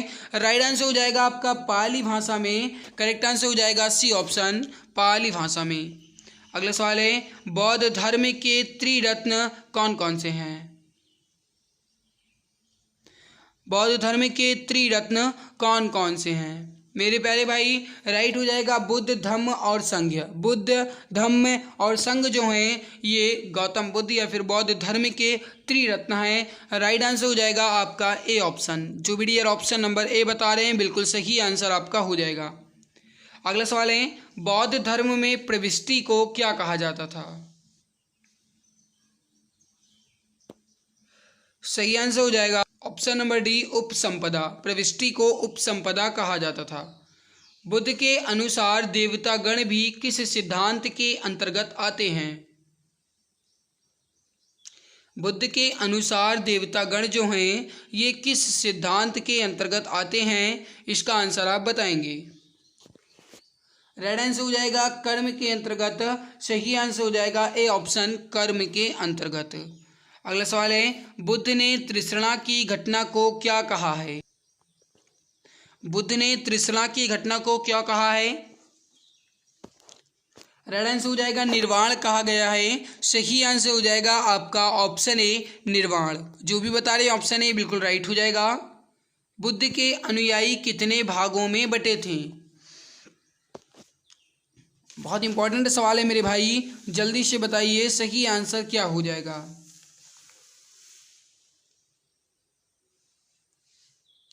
सही आंसर जो हो जाएगा बुद्ध के अनुयायी हैं ये कितने भागों में बटे थे? सही आंसर हो जाएगा आपका 2 भागों में। Option number B correct answer आपका हो जाएगा।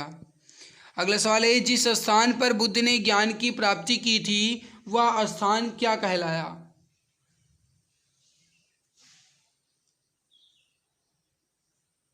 राइट आंसर हो जाएगा आपका ए ऑप्शन बोध गया। क्या कहलाया? बोध गया। हाँ, एक बात और बता दें कि अगर आप इसकी थ्योरी पढ़ना चाहते हैं तो वो भी मैंने पहले ही पढ़ा रखा है, प्लेलिस्ट में आपको वो भी वीडियो मिल जाएगी। मैंने अपने नोट्स से पढ़ाया था, तो अगर आपने नहीं देखा है तो देख लीजिएगा, ठीक है मेरे भाई। तो अगर आप देखना चाहते हैं तो उसको देख लीजिएगा। फिलहाल कोई खास ज़रूरी नहीं है, अगर आप देखना ही चाहते हैं तो देख लीजिएगा। वैसे मैं इसमें जितने इंपॉर्टेंट क्वेश्चन है वो सारे करवा रहा हूँ। अगला सवाल है कि महात्मा बुद्ध की मृत्यु जो है कहाँ हुई थी? महात्मा बुद्ध की मृत्यु, जिसे बौद्ध धर्म में महापरिनिर्वाण कहा गया, और इनकी जो मृत्यु है ये कहाँ पे हुई थी? मेरे प्यारे भाई, जो गौतम बुद्ध हैं इनकी मृत्यु जो है यह 80 वर्ष की अवस्था में हुई थी। और कब हुई? 483 ईसा पूर्व में। कहाँ पे हुई? तो ये हुई थी कुशीनगर में। राइट हो जाएगा आपका बी ऑप्शन, उत्तर प्रदेश की कुशीनगर में। ऑप्शन बी करेक्ट आंसर आपका हो जाएगा। महात्मा बुद्ध की मृत्यु कब और कहाँ हुई? देखिए कहाँ हुई ये मैंने पहले ही आपको बताया, कुशीनगर में हुई। कहाँ पे हुई? कुशीनगर में हुई। और जो इनकी मृत्यु कब हुई ये भी मैंने अभी बताया, 483 ईसा पूर्व में। राइट आंसर हो जाएगा सी ऑप्शन। देखिए मैं आपको छोटी सी ट्रिक बताता हूँ। गौतम बुद्ध जी का जन्म, गौतम बुद्ध जी की मृत्यु, उन्होंने ज्ञान की प्राप्ति कहाँ पे की और उपदेश कहाँ पे दिया, ये 4 चीज़ें आपको ध्यान से रखिएगा, ध्यान से याद रखिएगा। ट्रिक है, सुनिए। गौतम जन्मे लुम्बिनी, बोध गया में ज्ञान, सारनाथ में सीख दी, कुशीनगर में जान। गौतम जन्मे लुम्बिनी, बोध गया में ज्ञान, सारनाथ में सीख दी, कुशीनगर में जान। मतलब मेरे प्यारे भाई कि गौतम बुद्ध जी का जन्म जो है ये लुम्बिनी में हुआ, बोध गया में उन्होंने ज्ञान की प्राप्ति की, सारनाथ में सीख दी मतलब उन्होंने उपदेश जो है सारनाथ में दिया, और कुशीनगर में जान मतलब उनकी जो महापरिनिर्वाण है, मृत्यु है, ये कुशीनगर में हो गई। तो एक छोटी सी ट्रिक है, गौतम जन्म में लुम्बिनी, बोध गया में ज्ञान, सारनाथ में सीख दी, कुशीनगर में जान। ये आपको छोटी सी ट्रिक याद रखना है, आपसे बहुत ज़्यादा हेल्प रखेगी। महात्मा बुद्ध की मृत्यु की घटना को बौद्ध धर्म में क्या कहा गया है? अभी जस्ट मैंने बताया है, जल्दी से बताइए। ए ऑप्शन राइट हो जाएगा, महापरिनिर्वाण कहा गया है। ए ऑप्शन आपका बिल्कुल परफेक्ट आंसर हो जाएगा। प्रथम बौद्ध संगीति जो है ये किसके शासनकाल में हुई थी? देखिए महात्मा बुद्ध जी की जब मृत्यु हो गई 483 ईसा पूर्व में, तब से जो बौद्ध संगीति है ये आपकी स्टार्ट हो गई। और बौद्ध संगीति का मतलब होता है कि बौद्ध सभाएं, ठीक है मेरे भाई। और जो पहली बौद्ध संगीति हुई किसके समय में हुई थी? अजात शत्रु के समय में हुई थी। इसको आप ध्यान रखेंगे। कहाँ पे हुई थी? राजगृह में हुई थी, ठीक है। और इसमें जो प्रथम बौद्ध संगीति है इसमें शुद्ध पिटक व विनय पिटक, शुद्ध पिटक और विनय पिटक इन दोनों का संकलन किया गया था प्रथम बौद्ध संगीति में। तो इसको आप ध्यान रखेंगे, आपसे पूछा जा सकता है। द्वितीय बौद्ध संगीति किसके शासनकाल में हुई थी?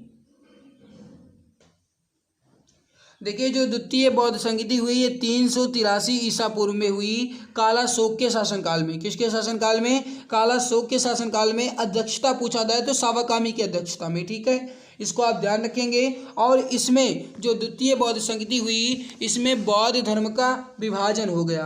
पहला विभाजन जो है ये आपका महासंधित एवं थ्रेसरवादी के रूप में हुआ था। इसको ध्यान रखेंगे 383 ईसा पूर्व में। तृतीय बौद्ध संगीति किसके शासनकाल में हुई थी? कुल मिलाकर के 4 बौद्ध संगीति हुई थी। तीसरी जो हुई ये अशोक के शासनकाल में हुई। अगर अध्यक्षता पूछा जाए तो आप कहेंगे मोगलीपुत्र की अध्यक्षता में हुई। कहाँ पे हुई थी? पाटलिपुत्र में। कब हुई? तो 247 ईसा पूर्व में या 247 BC में ये तीसरी बौद्ध संगीति हुई। इसमें अभिधम्म पिटक का संकलन किया गया। ठीक है, तो इसको ध्यान रखेंगे। शुद्ध पिटक एवं विनय पिटक का पहली बौद्ध संगीति में हुआ और जो अभिधम्म पिटक है इसका तीसरी बौद्ध संगीति में हुआ। इसको आप ध्यान रखेंगे, आपसे पूछा जा सकता है। और ये जो पहली बौद्ध संगीति है, दूसरी बौद्ध संगीति है, तीसरी बौद्ध संगीति है, ये 3 बौद्ध संगीति जो है बिहार में हुई। बाकी जो चौथी बौद्ध संगीति है ये आपकी बिहार में नहीं हुई, ये कुंडलवन कश्मीर में हुई थी। इसको भी आप ध्यान रखेंगे। चौथी बौद्ध संगीति किसके शासन काल में हुई थी? इसका आंसर बताओ। देखिए चौथी बौद्ध संगीति जो है ये आपका 102 ईस्वी में हुई थी, या फिर एक तरीके से कहा जाए तो पहली शताब्दी में हुई, पहली सदी में हुई, प्रथम सदी में हुई। और ये गाइज कनिष्क के शासनकाल में हुई और वसुमित्र की अध्यक्षता में हुई। और इसका जो मेन उद्देश्य था ये था बौद्ध धर्म का विभाजन। बौद्ध धर्म का विभाजन हो गया महायान तथा हीनयान में। ये कब हुआ? चौथी बौद्ध संगीति में। तो आपसे पूछा जाए कि चौथी बौद्ध संगीति का मुख्य उद्देश्य, या फिर आपसे पूछा जाए कि बौद्ध धर्म का जो विभाजन है महायान व हीनयान ये किस बौद्ध संगीति में हुआ था, तो आप क्या कहेंगे? चौथी बौद्ध संगीति में, चतुर्थ बौद्ध संगीति में। अगला सवाल है कि प्रथम बौद्ध संगीति कहाँ हुई? अभी मैंने जस्ट आपको बताया था राजगृह में। अगला सवाल है दूसरी बौद्ध संगीति कहाँ हुई? वैशाली में, थोड़ी देर पहले भी मैंने आपको बताया था। तीसरी बौद्ध संगीति कहाँ पे हुई? सही आंसर हो जाएगा पाटलिपुत्र में, ये भी मैंने आपको बताया है। और चौथी बौद्ध संगीति कहाँ हुई? ये मैंने आपको बताया था कि ये एकमात्र बौद्ध संगीति है जो कश्मीर से बाहर बिहार से बाहर कुंडलवन कश्मीर में हुई थी। तो चौथी बौद्ध संगीति जो है ये एकमात्र बौद्ध संगीति है जो बिहार में नहीं हुई, ये आपकी कुंडलवन कश्मीर में हुई थी। चलिए अगला सवाल है कि बौद्ध धर्म को अपनाने वाली प्रथम महिला कौन थी? बौद्ध धर्म को अपनाने वाली जो प्रथम महिला है ये उनकी सौतेली माता या उनकी मासी प्रजापति गौतमी ही है। राइट हो जाएगा आपका सी ऑप्शन, प्रजापति गौतमी। मेरे भाई 10 क्वेश्चन आपके और बचे हैं। अगर आपको हमारी मेहनत अच्छी लग रही है तो एक बार लाइक कर दीजिए, और जो चैनल पे पहली बार विजिट किए हमें सब्सक्राइब कर लेंगे ताकि आने वाली क्लास की नोटिफिकेशन समय से मिला करें। तो अगर आप अभी तक सब्सक्राइब नहीं किए हैं तो सब्सक्राइब जरूर कर लीजिए। अगला सवाल है कि भारत से बाहर बौद्ध धर्म को फैलाने का श्रेय किस राजा को जाता है? भारत से बाहर बौद्ध धर्म का जो प्रचार करने का मतलब श्रेय है ये किसे जाता है? तो अशोक को, है ना। इन्होंने अपनी पुत्र और पुत्री को श्रीलंका भेजा था बौद्ध धर्म का प्रचार करने के लिए, आप पढ़े होंगे। तो राइट हो जाएगा आपका बी ऑप्शन। अगला सवाल है कि बौद्ध धर्म का परम लक्ष्य क्या था? देखिए बौद्ध धर्म का जो परम लक्ष्य है या उद्देश्य है ये था निर्वाण। निर्वाण का मतलब है कि मुक्ति पा जाना, जीवन के सांसारिक बंधनों से मुक्ति पा जाना, एक तरीके से निर्वाण की प्राप्ति होना। तो राइट हो जाएगा आपका ए ऑप्शन, निर्वाण। अगला सवाल है धार्मिक जुलूस की शुरुआत सबसे पहले किस धर्म से शुरू की गई थी? धार्मिक जुलूस की शुरुआत सबसे पहले बौद्ध धर्म से शुरू की गई। राइट हो जाएगा आपका सी ऑप्शन, बौद्ध धर्म। जो वीडियो ऑप्शन नंबर सी बता रहे बौद्ध धर्म, बिल्कुल सही आंसर हो जाएगा। मेरे भाई इस ई बुक के बारे में मैंने आपको बता दिया है। अगर आप एक चॉकलेट का दाम इस ई बुक पे बिल्कुल खर्च कर देते हैं मात्र 39 रुपये, तो आपके लिए गाइज एग्जाम्स में जी के विषय को एक तरीके से फतेह हासिल करना बहुत आसान हो जाएगा। तो आप चाहें तो दिए गए व्हाट्सएप नंबर 8948667652 पे व्हाट्सएप करके इस ई बुक को परचेज कर सकते हैं और जी के विषय को और भी मजबूत करके एग्जाम में फतेह हासिल कर सकते हैं और जी के विषय के डर को पूरी तरह समाप्त कर सकते हैं। तो आप चाहें तो इसे परचेज कर लीजिएगा। अगला सवाल है कि गौतम बुद्ध के जन्म का प्रतीक क्या है? इंपॉर्टेंट सवाल है मेरे भाई। देखिए जन्म का प्रतीक जो है कमल एवं साढ़ है। राइट हो जाएगा आपका ए ऑप्शन, कमल एवं साढ़। अगला सवाल है गौतम बुद्ध के गृह त्याग का प्रतीक क्या है? देखिए गृह त्याग का प्रतीक जो है ये इनका घोड़ा था। और मेरे प्यारे भाई घोड़ा या फिर अश्व कुछ भी आप कह सकते हैं। तो जो गौतम बुद्ध के गृह त्याग का प्रतीक है ये क्या है, घोड़ा या फिर अश्व। अगला सवाल है गौतम बुद्ध के महाबोधि का प्रतीक क्या है। महाबोधि का प्रतीक क्या है मेरे प्यारे भाई, या ज्ञान का प्रतीक क्या है। तो ये बोधि वृक्ष हो जाएगा, जिसे आप पीपल का वृक्ष भी कहते हैं। पीपल को बोधि वृक्ष के नाम से भी जाना जाता है। राइट हो जाएगा ऑप्शन सी। गौतम बुद्ध के प्रथम उपदेश का प्रतीक क्या है। देखिए प्रथम उपदेश का प्रतीक क्या है, आपसे ये सवाल पूछा गया है, बताइए राइट आंसर क्या हो जाएगा। सही आंसर हो जाएगा आपका डी ऑप्शन, धर्म चक्र। अगला सवाल है गौतम बुद्ध के निर्वाण का प्रतीक क्या है। मेरे प्यारे भाई जो गौतम बुद्ध का निर्वाण है इसका प्रतीक जो है ये पद चिन्ह था। क्या था, पद चिन्ह। इसको आप ध्यान रखेंगे, आपसे एग्जाम में पूछा जा सकता है। सुत्त पिटक में क्या संकलित है, इसका आंसर आप बताएंगे। जैसा आप जानते हैं मेरे प्यारे भाई कि जो गौतम बुद्ध की या फिर एक तरीके से कहा जाए कि बौद्ध धर्म का जो साहित्य है ये 3 साहित्य थे। इसे अब त्रिपिटक कहते हैं। त्रिपिटक में सुत्त पिटक, विनय पिटक और अभिधम्य पिटक हैं। ये आपके हो जाएंगे त्रिपिटक। और ये किस भाषा में लिखे गए थे त्रिपिटक, तो ये पाली भाषा में लिखे गए थे। जिसमें पहला आपका आता है वो है सुत्त पिटक। इसमें बौद्ध धर्म के उपदेशों का संग्रह है या फिर बुद्ध के धार्मिक उपदेश का वर्णन किया गया है। तो ये हो जाएगा आपका बुद्ध के धार्मिक उपदेश, ए ऑप्शन राइट हो जाएगा सुत्त पिटक में। अगला सवाल है विनय पिटक में क्या संकलित है। देखिए जो विनय पिटक है इसमें बौद्ध धर्म के या बौद्ध संघ के अनुशासन के नियम दिए गए हैं या फिर संघ के जो नियम है इसका संग्रह जो है ये विनय पिटक में किया गया है। तो ये हो जाएगा आपका बी ऑप्शन, विनय पिटक में। ठीक है। और जो मेरे प्यारे भाई अभिधम्य पिटक है इसमें क्या संकलित है ये आप बता दो। देखिए जो अभिधम्य पिटक है इसमें बुद्ध के जो दार्शनिक विचार थे या फिर एक तरीके से आप धार्मिक उपदेश भी कह सकते हैं। तो ये जो इनके दार्शनिक उपचार थे ये दार्शनिक यहाँ पे एक तरीके से होना चाहिए। तो धार्मिक नहीं कहेंगे हम इसे हम कहेंगे दार्शनिक उपचार। क्या कहेंगे मेरे भाई, दार्शनिक उपचार। ठीक है। तो ये हो जाएगा अभिधम्य पिटक में। और बाकी जो अगला बचता है ये बौद्ध साहित्य है, इसे पिटक नहीं कहेंगे, इसे आप कहेंगे जातक कथा। तो आपसे पूछा जाए कि जातक कथा जो किस धर्म से है तो ये हो जाएगा बौद्ध धर्म से। इसमें किसका संकलन है, तो बुद्ध के पुनर्जन्म की कथाएं। बुद्ध के पुनर्जन्म की कथाएं जो हैं ये जातक कथा में लिखी गई हैं या इसका संकलन जो है जातक कथाओं में किया गया है। तो इसको आप ध्यान रखेंगे। ओके। तो यहाँ पे हमने टोटल 51 क्वेश्चंस कंप्लीट कर लिए हैं। बहुत पहला क्वेश्चन है आपके सामने कि भगवान महावीर को मोक्ष निम्न में से किस स्थान पर प्राप्त हुआ था। भगवान महावीर को मोक्ष निम्न में से किस स्थान पर प्राप्त हुआ था। राइट आंसर हो जाएगा आपका बी ऑप्शन, पावापुरी में। करेक्ट आंसर हो जाएगा ऑप्शन नंबर बी। एक्सप्लेन देख लीजिए, ज़रूरी है आपके लिए। मैंने क्लास के शुरुआत में ही बता दिया है कि वीडियो की लेंथ जो है थोड़ी सी लंबी होगी, तो आपको इससे घबराना नहीं है। ठीक है। जैन धर्म के वास्तविक संस्थापक 24वें तथा अंतिम तीर्थंकर महावीर स्वामी थे। जन्म जो है इनका ये 540 ईसा पूर्व में वैशाली की कुंडग्राम में हुआ था, जिसे आधुनिक बसाड़ कहते हैं। 12 वर्ष की कठिन तपस्या के बाद महावीर को अंग देश के जृंभिक ग्राम के निकट ऋजुपालिका नदी के तट पर साल वृक्ष के नीचे ज्ञान यानी कि कैवल्य की प्राप्ति हुई थी। ज्ञान प्राप्ति के बाद महावीर स्वामी ने अपना पहला उपदेश राजगृह में बितुलाचल पहाड़ी पर बराकर नदी के तट पर दिया था। और महावीर स्वामी की मृत्यु यानी मोक्ष की प्राप्ति जो है ये राजगृह के निकट पावापुरी में 72 वर्ष की अवस्था में हो गई थी। तो इसको आप ध्यान रखेंगे। अगला सवाल है आपके सामने। सवाल क्या कह रहा है कि ज्ञात्रिक या झात्रिक क्षत्रिय वंश के प्रमुख पुत्र कौन थे। इंपॉर्टेंट सवाल है ये भी आपका। इसका आंसर आप बताएंगे, सही आंसर क्या हो जाएगा बताइए फटाफट। राइट आंसर क्या हो जाएगा, ज्ञात्रिक या झात्रिक क्षत्रिय वंश के प्रमुख पुत्र कौन थे। सही आंसर हो जाएगा D option, Vardhaman Mahavir. Option D correct answer आपका हो जाएगा।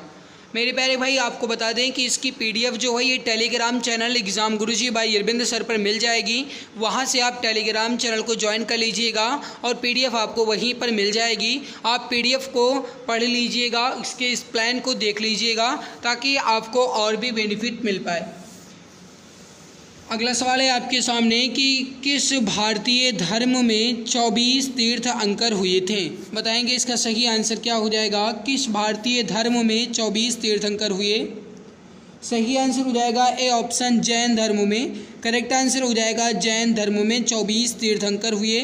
और जो 24वें तीर्थंकर थे भगवान महावीर, उन्हें ही जो जैन धर्म है इसे या फिर इसका एक वास्तविक संस्थापक माना जाता है। इसके सारे एक्सप्लेन को आप भाई पढ़ लीजिएगा। मैंने पहली बार भी आपको बताया है, फिर से बता रहा हूँ कि टेलीग्राम पे मिल जाएगा। एक्सप्लेन देखना जरूरी है आपके लिए।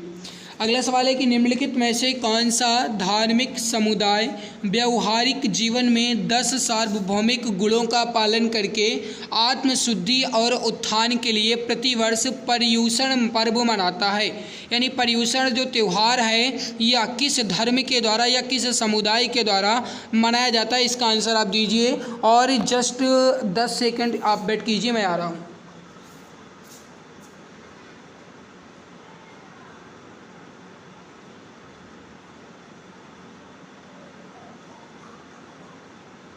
तो भाई बताइए राइट आंसर क्या हो जाएगा। इसका आंसर आप बताएंगे। बहुत इंपॉर्टेंट सवाल है मेरे प्यारे मित्र।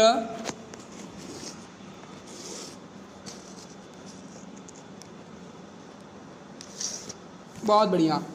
देखिए कौन सा धार्मिक समुदाय व्यवहारिक जीवन में 10 सार्वभौमिक गुणों का पालन करके आत्मशुद्धि और उत्थान के लिए प्रतिवर्ष पर्युषण पर्व मनाता है, तो हो जाएगा जैन समुदाय।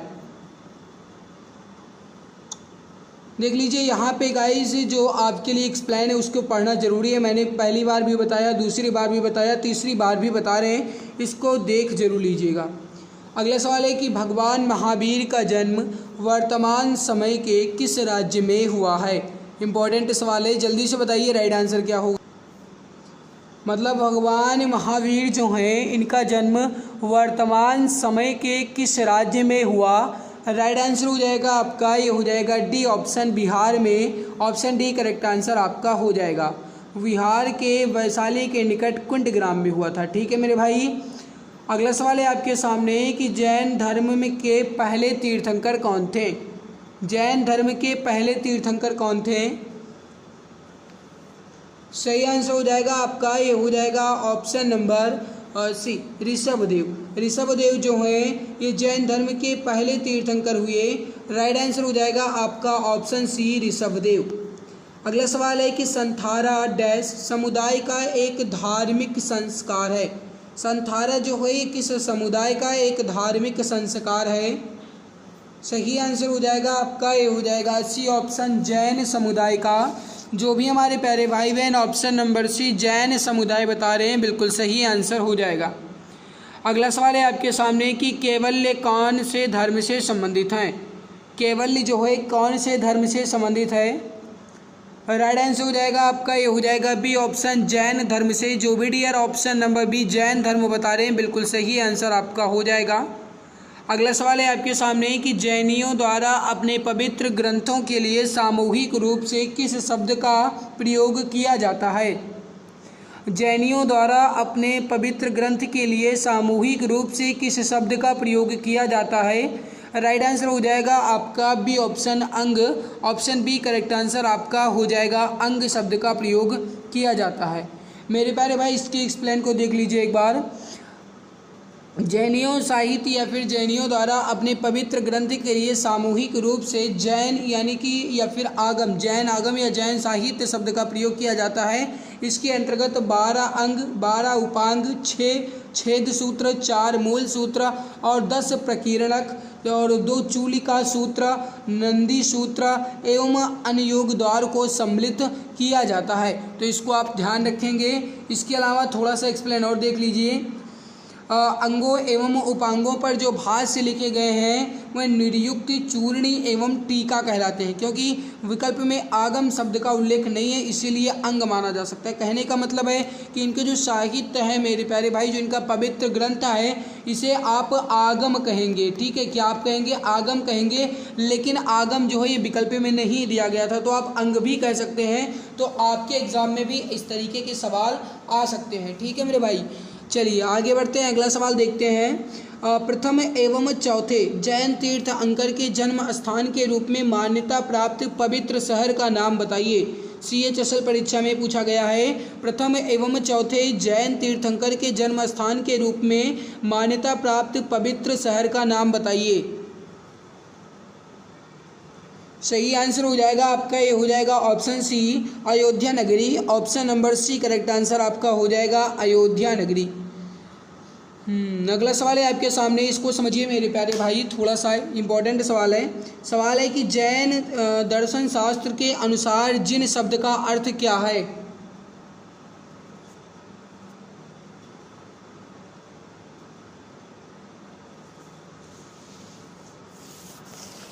जैन दर्शन शास्त्र के अनुसार जिन शब्द का अर्थ जो है ये विजेता होता है। राइट आंसर हो जाएगा आपका ऑप्शन नंबर बी विजेता। अगला सवाल है कि महावीर की शिक्षाएं जो कि लगभग 15 वर्ष पूर्व लिखी गई थी वर्तमान में कहाँ पर है। इसका आंसर आप बताएंगे। सही आंसर क्या हो जाएगा, ये आपकी परीक्षा के लिए इम्पोर्टेंट सवाल है। महावीर की शिक्षाएं जो कि लगभग 1500 वर्ष पूर्व लिखी गई थी, ये वर्तमान में बल्लभी गुजरात में है। राइट आंसर हो जाएगा आपका सी ऑप्शन बल्लभी गुजरात। मेरे प्यारे भाई, और आगे बढ़ने से पहले बता दें आप सभी के लिए, जीके विषय का डर को खत्म करने के लिए और जीके में कॉन्फिडेंस लेवल को और बढ़ाने के लिए 5000 से अधिक जीके के क्वेश्चंस की ई बुक लॉन्च की गई है। इस पर 60% का डिस्काउंट चल रहा है। अगर आप अभी इस ई बुक को परचेज करते हैं तो आपको मात्र 39 रुपये में मिल जाएगी, मात्र 39 रुपये में मिल जाएगी। इस ई बुक की खासियत है कि इसमें आपको सभी subject history, geography, economic, constitution, science, physics, chemistry, Balaji, strategy के 5000 क्वेश्चन तो मिलेंगे ही, साथ में एक्स्ट्रा पॉइंट्स भी आपको मिल जाएगा। ई बुक का मैं डेमो आपको दिखा देता हूँ। एक बार आप इस ई बुक का डेमो देख लीजिए, कितनी बेहतरीन तरीके से लिखी गई है और कितने लाजवाब कंटेंट इसमें रखे गए हैं। मेरे प्यारे भाई, मैं आपको विश्वास दिलाता हूं कि अगर आप इस ई बुक को पढ़ लेंगे तो आपका जीके विषय का डर जो है ये हज़ारों किलोमीटर दूर भाग जाएगा। बहुत बेहतरीन तरीके से लिखी गई है, सभी सब्जेक्ट को टॉपिक वाइज मेंशन किया गया है। साथ में ई बुक जो है ये इमेज और कलरफुल है ताकि पढ़ने में मज़ा आए, बोरिंग बिल्कुल भी महसूस ना हो। तो आप इस ई बुक को 60% डिस्काउंट के साथ मात्र 39 रुपये में खरीद सकते हैं। यह है वर्षन नंबर 8948667652। मैं यहाँ पे फिर से लिख दे रहा हूँ ताकि आप इस नंबर को नोट करके इस नंबर पे आप व्हाट्सएप कर दीजिएगा 8948667652। इस पर आप व्हाट्सएप कीजिएगा, यहाँ से आपको ई बुक मिल जाएगी। अगला सवाल है आपके सामने, इसको समझिए। महावीर डैश तीर्थंकरों में अंतिम तीर्थंकर माने जाते हैं। आपको ये बताना है कि महावीर जो हैं ये कितने तीर्थंकरों में अंतिम तीर्थंकर माने जाते हैं। सही आंसर जो हो जाएगा ये हो जाएगा 24 तीर्थंकरों में। Option number C correct answer हो जाएगा। अगला सवाल है कि 6वीं शताब्दी ईसा पूर्व के प्रारंभ में भगवान महावीर का जन्म निम्नलिखित में से किस स्थान पर हुआ था या किस स्थल पर हुआ था। 6वीं शताब्दी ईसा पूर्व के प्रारंभ में भगवान महावीर का जन्म किस स्थल या किस स्थान पर हुआ था। सही आंसर हो जाएगा Vaishali. Option number C correct answer हो जाएगा, बिहार के वैशाली कुंडग्राम में। Option number C correct answer आपका हो जाएगा। अगला सवाल है कि भगवान महावीर का मूल नाम क्या है। जल्दी जल्दी बताएंगे मेरे भाई, जल्दी जल्दी बताएंगे। भगवान महावीर का मूल नाम क्या है। सही आंसर हो जाएगा D option Vardhaman. Option number D correct answer हो जाएगा। वर्धमान जो है भगवान महावीर का मूल नाम है। अगला सवाल है आपके सामने कि जैन मठ संस्थानों को क्या कहा जाता है।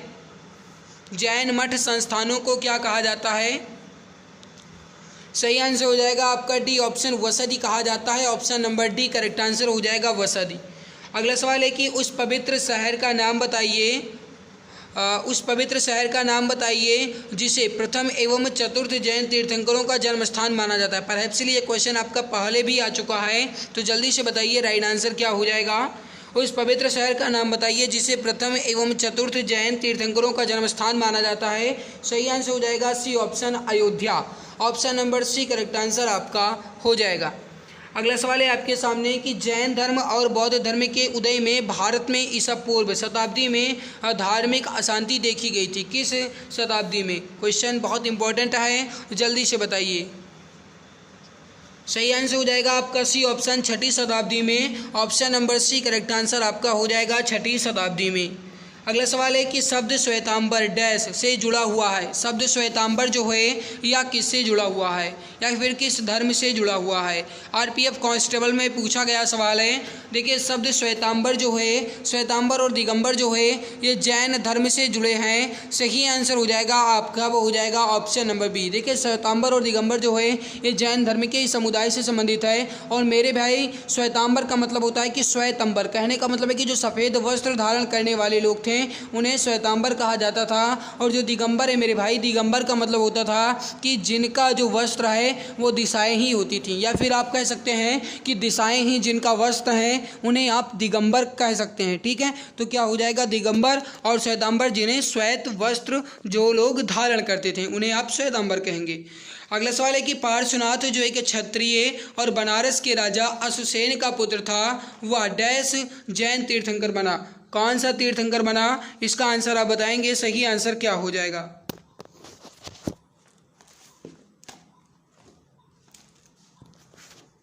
बहुत बढ़िया सवाल है मेरे भाई, और ये पूरा एक्सप्लेन, पूरा ऑप्शन सब कुछ मैं बताऊंगा। बताइए पार्श्वनाथ जो है कि क्षत्रिय और बनारस के राजा अश्वसेन के पुत्र थे, वह कौन से नंबर के तीर्थंकर थे। फटाफट बताइए।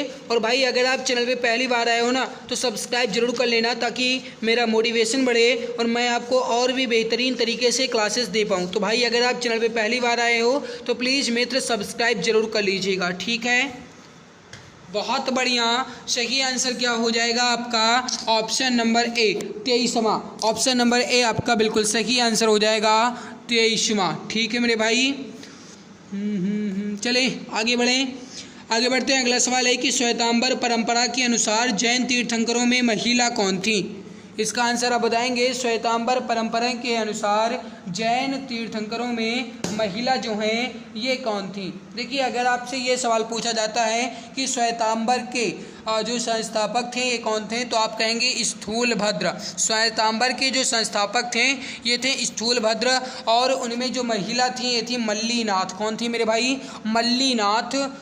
तो सही आंसर क्या हो जाएगा आपका मल्लीनाथ।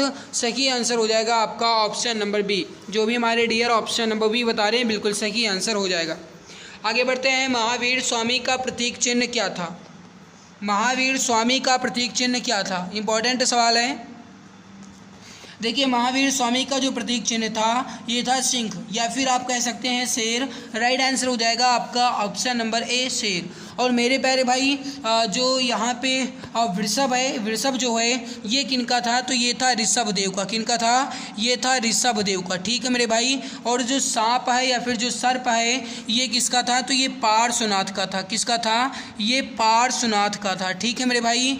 और हाथी जो है मेरे भाई ये अजीतनाथ का था। किसका था मेरे भाई, अजीतनाथ जो थे इनका था हाथी। ठीक है, तो इसको आप ध्यान रखेंगे।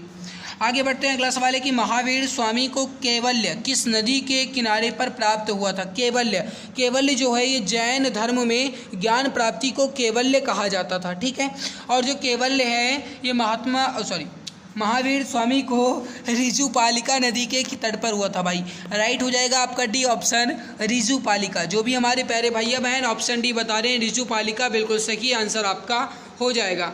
अगला सवाल है आपके सामने कि महावीर स्वामी की मृत्यु 468 ईसा पूर्व में किस स्थान पर हुई थी। ये भी इम्पोर्टेंट सवाल है, जल्दी से बताइए राइट आंसर क्या हो जाएगा। देखिए महावीर स्वामी की जो मृत्यु है ये 468 ईसा पूर्व में हो गई थी, और पूरे 72 वर्ष की आयु में मेरे भाई 72 वर्ष की आयु जो है कंप्लीट कर चुके थे।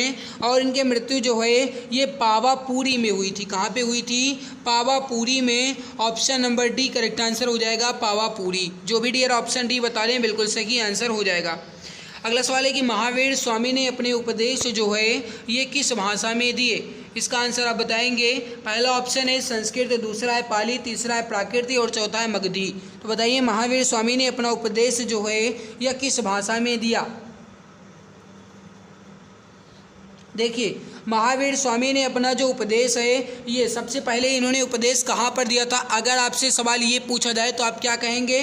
राजगृह में। और इन्होंने अपना पहला उपदेश जो है किसे दिया था? तो ये अपने दामाद, इनके दामाद का नाम था जमाली, जमाली के इन्होंने सबसे पहले अपना उपदेश दिया था। ठीक है मेरे भाई, इनके उपदेश या फिर जो इनका कहना था ये था कि संसार दुखमय है तथा दुख का कारण जो है ये कर्म फल है। ठीक है, और मुक्ति के लिए इन्होंने 3 रत्न भी बताए थे, सम्यक दर्शन, सम्यक ज्ञान और सम्यक आचरण। सम्यक दर्शन का मतलब होता है कि सत्य में विश्वास। ठीक है मेरे भाई, और जो सम्यक ज्ञान है इसका मतलब है वास्तविक ज्ञान, और सम्यक आचरण का मतलब है कि सुख दुख में समान भाव। ठीक है, ये है इनका त्रिरत्न का मार्ग। ठीक है मेरे प्यारे भाई, तो यहाँ पे हमसे पूछा गया कि किस भाषा में उन्होंने उपदेश दिया था, तो राइट हो जाएगा प्राकृत भाषा में, ऑप्शन सी करेक्ट आंसर हो जाएगा। अगला सवाल है कि संलेखना, संथारा या निषिद्ध विधि द्वारा देह त्याग या आत्मोत्सर्ग करना किस धर्म से संबंधित है? इंपॉर्टेंट सवाल है, जल्दी से बताइए सही आंसर क्या हो जाएगा। सही आंसर हो जाएगा जैन धर्म से, option number C correct answer हो जाएगा जैन धर्म। अगला सवाल है कि प्रथम जैन संगीति का आयोजन पाटलिपुत्र में 322 ईसा पूर्व में किसकी अध्यक्षता में हुआ था? देखिए जो प्रथम जैन संगीति है ये पाटलिपुत्र में हुई थी, और किसकी अध्यक्षता में? तो राइट हो जाएगा स्थूलभद्र की अध्यक्षता में। ठीक है, और इसके बाद ये श्वेतांबर के संस्थापक भी बने। तो पहले जो है इन्होंने जैन संगीति की स्थूलभद्र, और बाद में आगे चल कर के जो जैन धर्म का मतलब बटा था समुदाय या फिर विभाजन हुआ जैन धर्म का, श्वेतांबर विभाजन बना, उसके जो संस्थापक है वो स्थूलभद्र बने। ठीक है मेरे भाई, चलिए तो अगला सवाल देखते हैं। द्वितीय जैन संगीति देवर्षि श्रवण की अध्यक्षता में कब हुई? इसका भी इम्पोर्टेंट सवाल बताइए। देखिए जो द्वितीय जैन संगीति है आयोजन इसका जो है ये वल्लभी गुजरात में किया गया था, इसको भी आप ध्यान रखेंगे। तो द्वितीय बौद्ध संगीति जो है इसका आयोजन जो है ये वल्लभी गुजरात में हुआ था, और ये कब हुआ था ये पूछा गया है। राइट आंसर क्या हो जाएगा, फटाफट बताइए। सही आंसर हो जाएगा 512-13 ईस्वी में। सही आंसर हो जाएगा आपका ऑप्शन नंबर बी 512-13 ईस्वी में। ठीक है मेरे भाई, चलिए आगे बढ़ते हैं। अब यहाँ पे मैं एक बात और फिर से बता दूँ, जो नए आए हों उनको मैं बता दूँ कि आप सभी मित्रों के लिए एक बेहतरीन न्यूज़ है। जीके की 5000 क्वेश्चंस की ई बुक लॉन्च की गई है, मात्र 39 रुपये में मिल जाएगी। इसमें आपका जीके विषय पूरा कंप्लीट हो जाएगा। और मेरे प्यारे भाई इसका जो डेमो हो मैं पहले आपको दिखा चुका हूँ, आप इस नंबर पे व्हाट्सएप कीजिए, आपको यहाँ पे भी मिल जाएगा, देख लीजिएगा 8948667652 पे व्हाट्सएप कीजिए। यहाँ से आपको ये ई बुक मात्र 39 रुपये में मिल जाएगी, 60% का डिस्काउंट चल रहा है। अगला सवाल है कि भगवान महावीर का जन्म निम्न में से किस राज्य में हुआ था? परहैप्स ये क्वेश्चन पहले भी मैंने आपको बताया है। राइट आंसर हो जाएगा आपका ऑप्शन नंबर सी बिहार में। देखिए मैं एक बात बता दूं कि बच्चे कमेंट्स कर रहे हैं कि जो भगवान महावीर हैं इन्होंने अपना उपदेश प्राकृत नहीं अर्धमागधी में दिया था। मेरे प्यारे भाई आप प्राकृत या अर्धमागधी कुछ भी कहो, प्राकृत भाषा में दिया, या अगर प्राकृत ऑप्शन में नहीं दिया जाता है तो आप अर्धमागधी भी कह सकते हैं। ठीक है, ये दोनों एक ही है। ठीक है, चलिए अगला सवाल है कि डैश एक जैन ग्रंथ है जिसमें जैन तीर्थंकरों विशेष रूप से पार्श्वनाथ और महावीर की आत्मकथाएं हैं। बताएंगे इसका सही आंसर हो जाएगा कौन सा जैन ग्रंथ है जिसमें विशेष रूप से पार्श्वनाथ और महावीर की आत्मकथाएं हैं। सही आंसर हो जाएगा D option Kalpasutra, option D correct answer हो जाएगा कल्पसूत्र। अगला सवाल है आपके सामने कि जैन दर्शन के अनुसार जिना शब्द का अर्थ क्या है? मेरे प्यारे भाई मैंने आपको पहले भी बताया है कि पीडीएफ आपको टेलीग्राम चैनल पे मिल जाएगी, वहाँ से आप इस पीडीएफ को ज़रूर ले लीजिएगा। जैन दर्शन के अनुसार जीना शब्द का अर्थ है विजेता। राइट आंसर हो जाएगा डी ऑप्शन विजेता। जो भी हमारे प्यारे भाई बहन ऑप्शन डी विजेता बता रहे हैं बिल्कुल सही आंसर हो जाएगा। अगला सवाल है कि उस पवित्र शहर का नाम बताइए जिसे प्रथम एवं चतुर्थ जैन तीर्थंकरों का जन्म स्थान माना जाता है। परहैप्स ये तीसरी बार क्वेश्चन आया है, और ये मैं तीसरी बार इसलिए लेकर आया हूँ मेरे भाई क्योंकि ये इम्पॉर्टेंट सवाल है, एग्ज़ाम में आने की संभावना ना ज़्यादा रखते हैं। तो बताओ सही आंसर क्या हो जाएगा। बहुत बढ़िया, सही आंसर हो जाएगा अयोध्या नगरी। जो भी बता रहे प्यारे भैया ऑप्शन सी बिल्कुल सही आंसर हो जाएगा। जो जैन धर्म के पहले तीर्थंकर थे ऋषभदेव और जो चौथे तीर्थंकर थे अभिनंदन नाथ, इन दोनों का जो जन्म स्थान है ये अयोध्या में हुआ था। ठीक है, अगला सवाल है कि महावीर जिन्हें पाली साहित्य में निगंता नट्यपुत्र के नाम से जाना जाता है ने डैश नामक धर्म की स्थापना की। देखिए मैंने आपको बताया है कि जैन धर्म के जो 24वें तीर्थंकर थे भगवान महावीर स्वामी, इन्हें जैन धर्म का एक वास्तविक संस्थापक माना जाता है। राइट आंसर हो जाएगा आपका ऑप्शन नंबर सी, जैन धर्म। जैन धर्म का जो वास्तविक संस्थापक है यह आप भगवान महावीर को कहेंगे। अगर वैसे कहा जाए कि इसके जो संस्थापक या प्रथम तीर्थंकर हुए तो वह ऋषभदेव थे, लेकिन वास्तविक संस्थापक जब आपसे कहा जाएगा मेरे भाई तब आप कहेंगे सबसे अंतिम या 24वें तीर्थंकर भगवान महावीर। अगला सवाल है आपके सामने, भगवान महावीर ने मोक्ष कहाँ पर प्राप्त किया। भगवान महावीर ने मोक्ष जो है ये कहाँ पे प्राप्त किया। राइट हो जाएगा बी ऑप्शन, पावापुरी में। Option number B correct answer आपका हो जाएगा। तो यहाँ पे गाइस मैंने इंपॉर्टेंट क्वेश्चंस को कंप्लीट कर लिया भगवान महावीर या फिर कहा जाए जैन धर्म से संबंधित। आई होप आपको ये वीडियो अच्छी लगी होगी। स्टार्ट करते हैं आज के इस इंपॉर्टेंट क्वेश्चन। फर्स्ट क्वेश्चन है आपके सामने कि गुप्त वंश का संस्थापक कौन था। गुप्त वंश का संस्थापक कौन था, इसका आंसर आपको बताना है। फटाफट आंसर दीजिए। राइट आंसर यहाँ पे क्या हो जाएगा। बहुत बढ़िया मित्र, बहुत बढ़िया, गजब का आंसर आ रहा है। राइट आंसर जो हो जाएगा ये हो जाएगा ऑप्शन सी, श्रीगुप्त। श्रीगुप्त जो है ये गुप्त वंश के संस्थापक हैं। राइट आंसर हो जाएगा आपका ऑप्शन नंबर सी। जो भी हमारे प्यारे भाई बहन ऑप्शन सी बता रहे हैं श्रीगुप्त, बिल्कुल सही आंसर हो जाएगा। गाइस इसकी जो PDF है वो आपको Telegram channel exam Guruji by Arvind sir पर मिल जाएगी। उसकी लिंक वीडियो के नीचे डिस्क्रिप्शन में अवेलेबल है, उस पर क्लिक करके आप टेलीग्राम को जरूर ज्वाइन कर लीजिएगा। वहाँ पर आपको इसकी PDF मिल जाएगी विथ आंसर के साथ। अगला सवाल है कि गुप्त जो हैं किसके सामंत थे, या फिर कहा जाए गुप्त जो है किसके समकालीन थे, इसका आंसर आप बताएंगे। राइट आंसर यहाँ पे क्या हो जाएगा। सही आंसर हो जाएगा आपका भी ऑप्शन, कुषाणों के। Option number B correct answer आपका हो जाएगा। गुप्त जो है ये कुषाण के समकालीन थे। सही आंसर हो जाएगा आपका ऑप्शन बी।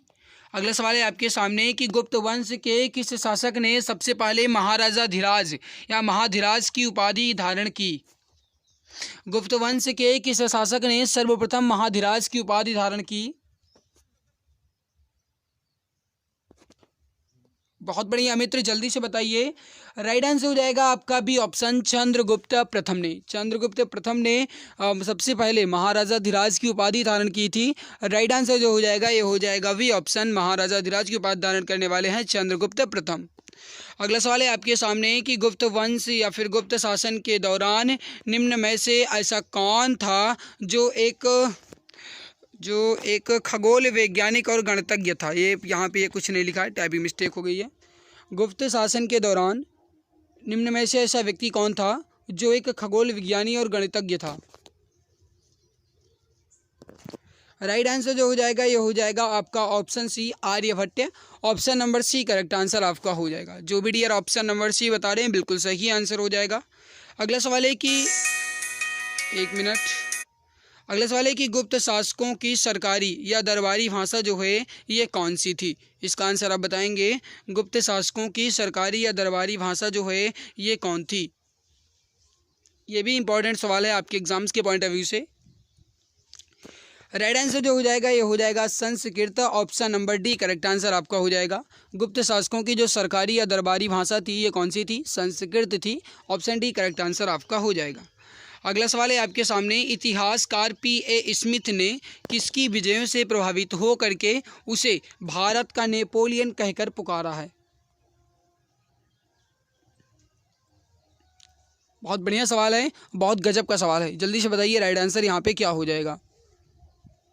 इतिहासकार P.A. स्मिथ, आपसे एग्जाम में ऐसे भी पूछा जा सकता है कि समुद्रगुप्त को भारत का नेपोलियन किसने कहा या किसने कहकर पुकारा, तो आप क्या कहेंगे। इतिहासकार P.A. स्मिथ। P.A. स्मिथ ने उनकी विजय से प्रभावित होकर के समुद्रगुप्त को भारत का नेपोलियन कहा। राइट हो जाएगा डियर आपका डी ऑप्शन। तो जो भी हमारे प्यारे भाई बहन ऑप्शन नंबर डी बता रहे हैं बिल्कुल परफेक्ट आंसर हो जाएगा। अगला सवाल है कि गुप्त वंश का वह राजा कौन था जिसने हुणों को भारत पर आक्रमण करने से रोका।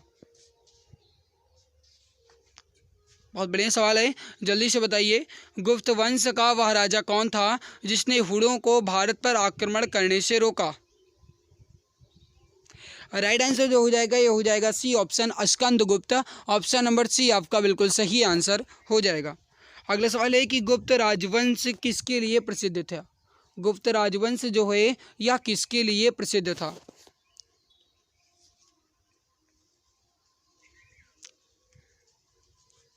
सही आंसर हो जाएगा कला एवं स्थापत्य के लिए। राइट आंसर हो जाएगा आपका ऑप्शन नंबर ए कला एवं स्थापत्य के लिए। तो जो भी हमारे प्यारे भाई बहन बता रहे हैं कि गुप्त राजवंश जो है ये कला एवं स्थापत्य के लिए प्रसिद्ध था, राइट आंसर ऑप्शन ए बिल्कुल करेक्ट हो जाएगा। अगला सवाल है अजंता कलाकृतियाँ या फिर अजंता की जो कलाकृतियाँ हैं या किससे संबंधित हैं, किस वंश से संबंधित हैं। इसका आंसर आप बताएंगे क्वेश्चन नंबर 9। राइट आंसर यहाँ पे क्या हो जाएगा। और ये ई बुक जो है ये आप सभी के लिए है मेरे प्यारे भाई। 5000 से ज़्यादा क्वेश्चंस की है ये ई बुक और इसमें आपको history, geography, economic, constitution, science, physics, chemistry, biology और इसके अलावा स्टैटिक जीके आपको मिलेंगे। साथ में एक्स्ट्रा पॉइंट्स भी मिलेगा। पूरे 5000 से ज़्यादा क्वेश्चंस की ई बुक है और मेरे भाई इसमें आपको 60% का डिस्काउंट मिल रहा है। ई बुक जो है इमेज एंड कलरफुल है। आप 60% डिस्काउंट के साथ मात्र 39 रुपये में इसे परचेज कर सकते हैं। मात्र 39 रुपये में ये ई बुक की नोट्स आपको मिल जाएगी। और यह व्हाट्सअप नंबर 8948667652, यहाँ पे आप एक बार व्हाट्सएप नंबर को ध्यान से गौर करके देख लीजिए। 8948667652 इस पर आपको व्हाट्सएप करना है और उसके बाद आपको ई बुक यहाँ से मिल जाएगी। ओके भाई, देखिए अजंता कलाकृतियाँ जो हैं या किससे संबंधित हैं। राइट हो जाएगा गुप्त काल से। करेक्ट आंसर जो हो जाएगा ये हो जाएगा आपका डी ऑप्शन गुप्त काल से। जो भी हमारे डियर प्यारे भाई ऑप्शन नंबर डी बता रहे हैं बिल्कुल सही आंसर आपका हो जाएगा। अगला सवाल है कि कुछ विद्वानों के अनुसार कवि कालिदास किसके राज कवि थे। बताएंगे कवि कालिदास जो हैं या किसके राज कवि थे। Question number 10। बहुत बढ़िया सवाल है, जल्दी से बताइए सही आंसर क्या हो जाएगा। देखिए कवि कालिदास जो हैं किसके राज कवि थे। राइट हो जाएगा चंद्रगुप्त द्वितीय Vikramaditya. Option number C correct answer हो जाएगा। क्योंकि गाइज आप जानते हैं कि चंद्रगुप्त द्वितीय को विक्रमादित्य के नाम से भी जाना जाता है। तो आपसे एग्जाम में ऐसा भी पूछा जा सकता है कि चंद्रगुप्त द्वितीय को किस नाम से जानते हैं या फिर विक्रमादित्य के नाम से कौन प्रसिद्ध थे। तो आप क्या कहेंगे, चंद्रगुप्त द्वितीय। Option number C correct answer आपका यहाँ पे हो जाएगा। अगला सवाल है कि अजंता चित्रकारी का विषय वस्तु निम्नलिखित में से किससे संबंधित है। इसका आंसर आप बताएंगे, ये भी इंपॉर्टेंट सवाल है, फटाफट आंसर दीजिए। राइट आंसर यहाँ पे क्या हो जाएगा।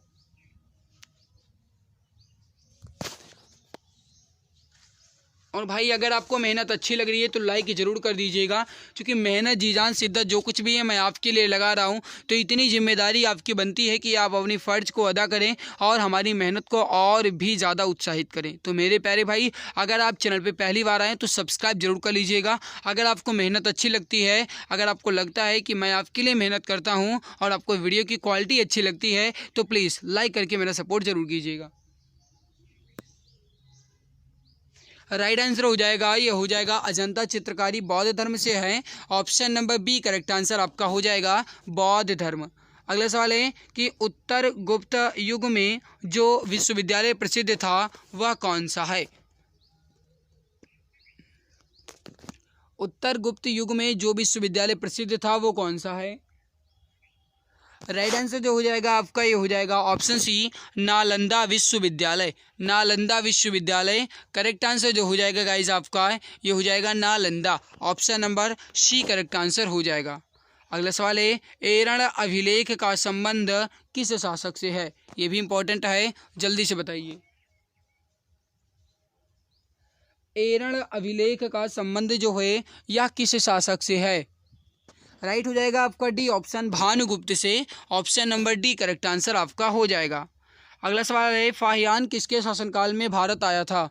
मेरे प्यारे भाई, मैं आपको बता दूं कि अगर आप ऐसे ही डेली क्लास पाना चाहते हैं तो चैनल को सब्सक्राइब जरूर कर लीजिएगा, ताकि नोटिफिकेशन की जानकारी आपको मिला करे। और दूसरी बात, आपको ऐसे ही टॉपिक वाइज क्लासेस मिलती रहेंगी। इसके पहले कई सारी टॉपिक कंप्लीट हो गई है, अगर आप नहीं देखे हैं तो चैनल की प्लेलिस्ट को विजिट कीजिए। जीके टॉपिक वाइज के नाम से प्लेलिस्ट बनी है, वहाँ से आप सभी क्लास को आसानी से क्रम के अनुसार देख सकते हैं। ठीक है मेरे भाई। देखिए, फाहियान जो है किसके शासनकाल में भारत आया था? फाहियान जो एक चीनी यात्री था, और यह किसके समय में भारत आया था, ये पूछा जा रहा है। राइट हो जाएगा चंद्रगुप्त द्वितीय के समय में। Option number D correct answer आपका हो जाएगा, चंद्रगुप्त द्वितीय के समय में। भारतीय संस्कृति का स्वर्ण युग या गुप्त एज किसे कहा जाता है, या फिर मेरे प्यारे भाई कहा जाए कि जो गोल्डन एज है, ये आप किसे कहते हैं? स्वर्ण काल, स्वर्ण युग, गोल्डन एज, किस काल को या किस युग को कहा जाता है? राइट आंसर हो जाएगा डी ऑप्शन, गुप्त काल को। गुप्त काल को भारतीय इतिहासों में स्वर्ण काल कहा गया है। आपका डी ऑप्शन जो है बिल्कुल राइट हो जाएगा। ऑप्शन डी जो है ये बिल्कुल करेक्ट आंसर हो जाएगा। जो भी हमारे प्यारे भाई बहन ऑप्शन नंबर डी बता रहे हैं, बिल्कुल सही आंसर आपका हो जाएगा, बिल्कुल परफेक्ट आंसर आपका हो जाएगा। अगले सवाल है कि फाहियान जो है कहाँ का निवासी था? अभी जस्ट मैंने आपको बताया है, तो अगर आपने हमारी बात को ध्यान से सुना होगा तो बहुत आसानी से बता सकते हैं। फटाफट कमेंट करके बताइए इसका राइट आंसर क्या होगा। फाहियान जो है कहाँ का निवासी था? राइट हो जाएगा आपका, ये हो जाएगा ऑप्शन सी, चीन का। Option number C correct answer हो जाएगा, चीन का। फाहियान जो है ये चीन का निवासी था, चंद्रगुप्त द्वितीय के समय में भारत आया। Option number C correct answer आपका हो जाएगा। सेतुबंध का रचनाकार प्रबलसेन द्वितीय किस वंश का शासक था? बताएंगे। सेतुबंध का रचनाकार जो प्रवरसेन द्वितीय हैं, या किस वंश के शासक थे? राइट हो जाएगा वाकाटक वंश के। Option number C correct answer हो जाएगा, वाकाटक वंश के। अगला सवाल है, किस गुप्तकालीन शासक को कविराज कहा गया है? किस गुप्तकालीन शासक को कविराज कहा गया है? Question number 18। जल्दी से बताइए सही आंसर यहाँ पे क्या हो जाएगा। सही आंसर हो जाएगा आपका, ये हो जाएगा ऑप्शन नंबर सी, समुद्रगुप्त को। समुद्रगुप्त को कविराज की उपाधि भी दी गई है। Option number C correct answer आपका हो जाएगा। अगला सवाल है आपके सामने कि स्कंदगुप्त को किस स्तंभ लेख में संक्रोपम कहा गया है? संक्रोपम जो है या किस अभिलेख में कहा गया है? Question number 19।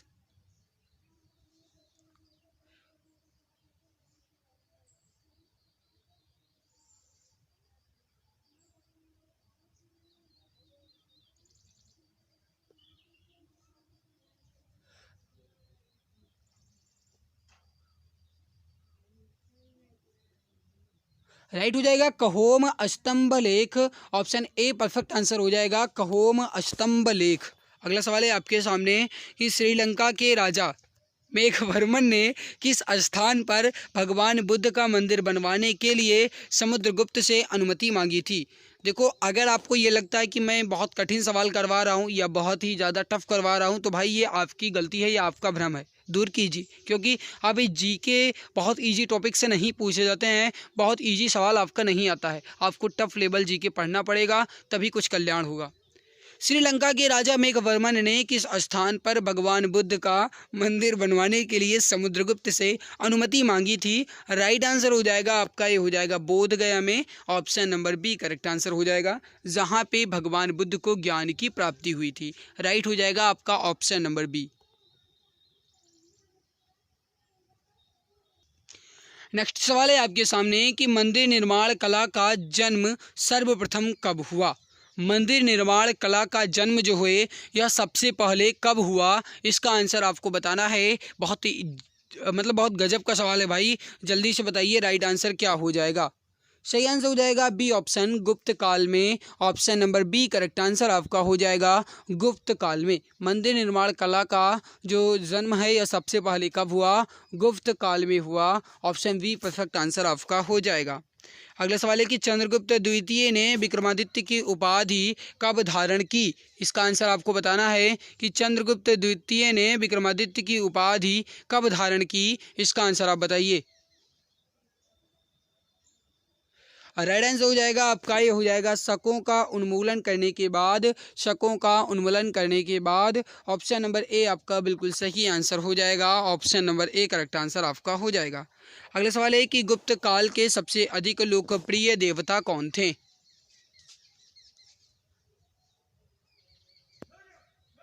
गुप्त काल के सबसे अधिक लोकप्रिय देवता कौन थे?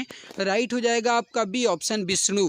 ऑप्शन बी आपका बिल्कुल सही आंसर हो जाएगा। भगवान विष्णु जो है ये गुप्त काल के सबसे अधिक लोकप्रिय देवता माने जाते थे। Option number B correct answer आपका हो जाएगा, भगवान विष्णु। अगला सवाल है,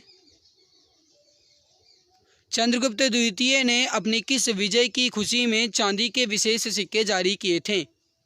चंद्रगुप्त द्वितीय ने अपने किस विजय की खुशी में चांदी का सिक्का जारी किया? 24 नंबर सवाल है, जल्दी से बताइए सही उत्तर क्या हो जाएगा। सही आंसर हो जाएगा सी ऑप्शन, शकों को पराजित करने के बाद। ऑप्शन सी करेक्ट आंसर हो जाएगा। शकों को पराजित करने के बाद चंद्रगुप्त द्वितीय ने चांदी के सिक्के जारी किए। राइट हो जाएगा आपका ऑप्शन नंबर सी, शकों को पराजित करने के। अगला सवाल है कि महरौली जो कि दिल्ली में है स्थित लौह स्तंभ का निर्माण किस सदी में हुआ था? महरौली दिल्ली में स्थित लौह स्तंभ का निर्माण किस सदी में हुआ था? Question number 25। राइट आंसर हो जाएगा चतुर्थ शताब्दी में, चौथी शताब्दी में, चौथी सदी में। राइट हो जाएगा आपका ए ऑप्शन बिल्कुल करेक्ट। अगला सवाल है कि फहियान और हुएन सांग ने डैश के राज्यों को देखा? फहियान और हुएन सांग जो हैं ये किन के राज्यों को देखे? क्रमशः आपको बताना है कि फहियान किसके समय में आया और हुएन सांग जो है ये किसके समय में आया।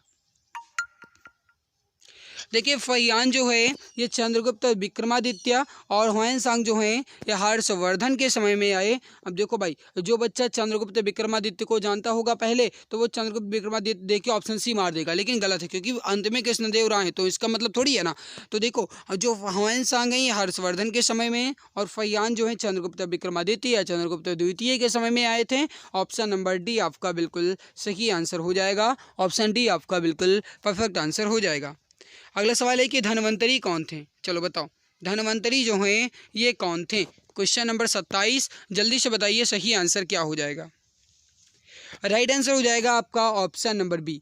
क्या हो जाएगा? चंद्रगुप्त विक्रमादित्य के दरबार में या राज दरबार के नवरत्नों में से एक, और ये एक प्रसिद्ध चिकित्सक थे। Option number B correct answer आपका हो जाएगा। धन्वंतरी जो हैं ये चंद्रगुप्त विक्रमादित्य के राज दरबारी में एक प्रमुख चिकित्सक थे जो कि नवरत्नों में एक शामिल थे।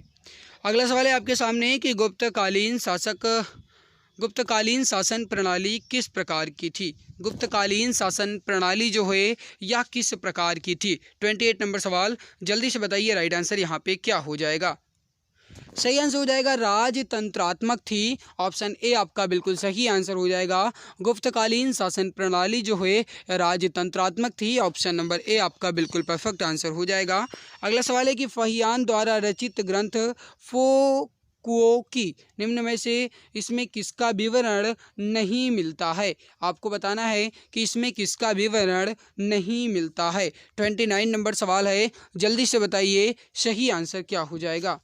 देखिए बौद्ध राज्यों का, गौतम बुद्ध के उपदेशों का, बौद्ध मंदिर, स्तूप एवं विहारों का सब उल्लेख मिलता है, लेकिन बौद्ध धर्म के सिद्धांत का उल्लेख बिल्कुल भी नहीं मिलता है। ऑप्शन नंबर ए आपका जो है ये बिल्कुल सही आंसर हो जाएगा। अगला सवाल है कि गुप्त स्थापत्य कला का सर्वोत्कृष्ट मंदिर निम्न में से कौन सा है? गुप्त स्थापत्य कला का सर्वोत्कृष्ट मंदिर निम्न में से कौन है? क्वेश्चन नंबर 30, जल्दी से बताइए सही आंसर क्या हो जाएगा। फटाफट आंसर आप देंगे। राइट आंसर यहाँ पे क्या हो जाएगा बताइए। गुप्त स्थापत्य कला का सर्वोत्कृष्ट मंदिर निम्न में से कौन सा है? इंपॉर्टेंट सवाल है, फटाफट आंसर दीजिए। सही उत्तर हो जाएगा ऑप्शन नंबर बी, देवगढ़ का दशावतार मंदिर। अगला सवाल है कि अजंता की गुफाओं में किन गुफाओं का निर्माण गुप्त काल में हुआ? अजंता की गुफाओं में किन गुफाओं का निर्माण जो है यह गुप्त काल में हुआ? भाई सवाल जो है ना ये दमदार है, जल्दी से बताओ। राइट हो जाएगा 16, 17 एवं 19 गुफाओं का। ऑप्शन सी करेक्ट आंसर आपका हो जाएगा। अमरकोश के लेखक अमर सिंह किस शासक के दरबार से जुड़े थे? अमरकोश के लेखक अमर सिंह जो हैं किस शासक के दरबार से जुड़े थे? इसका आंसर आपको बताना है। सही उत्तर क्या हो जाएगा? 32 नंबर सवाल है। राइट आंसर हो जाएगा आपका, ये हो जाएगा ऑप्शन डी, चंद्रगुप्त द्वितीय के समय या शासक से। गुप्त संवत जो कि 319 को प्रारंभ करने का श्रेय जो है किसे दिया जाता है? कहने का मतलब है कि गुप्त संवत जो है या किसने प्रारंभ किया था, इसका श्रेय जो है या किसे जाता है?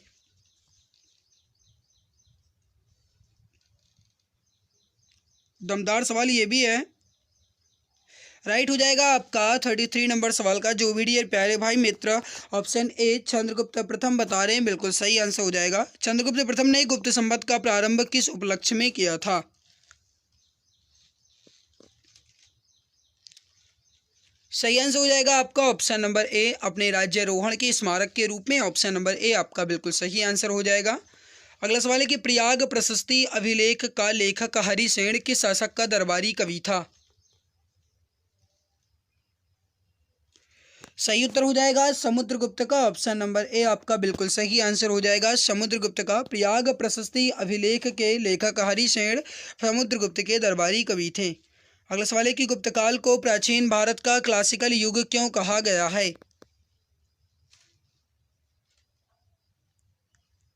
सही आंसर हो जाएगा कला व साहित्य के क्षेत्र में अपने चरमोत्कर्ष पर पहुंचने के कारण। ऑप्शन नंबर बी आपका बिल्कुल सही आंसर हो जाएगा। अगला सवाल है आपके सामने, सारनाथ के धमेख स्तूप का निर्माण किस काल में हुआ था? सारनाथ में स्थित धमेख स्तूप का निर्माण जो है गुप्त काल के समय में हुआ था। ऑप्शन नंबर डी करेक्ट हो जाएगा। अगला सवाल है कि गुप्त काल की सोने की मुद्रा को क्या कहा जाता था? सही उत्तर हो जाएगा आपका ऑप्शन नंबर ए, दीनार कहा जाता था। करेक्ट आंसर हो जाएगा दीनार। अगला सवाल है कि कुमार संभवम महाकाव्य किस कवि ने लिखा है?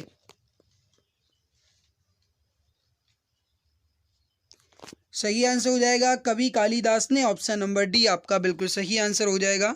नालंदा विश्वविद्यालय की स्थापना का युग कौन सा है?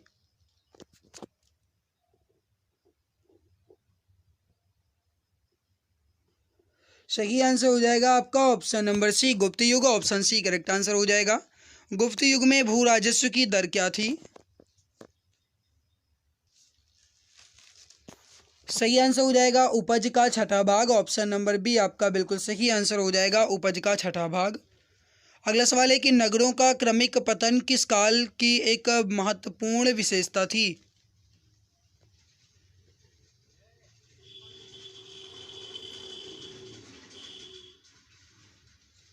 सही आंसर हो जाएगा गुप्त काल की। ऑप्शन नंबर ए आपका बिल्कुल सही आंसर हो जाएगा।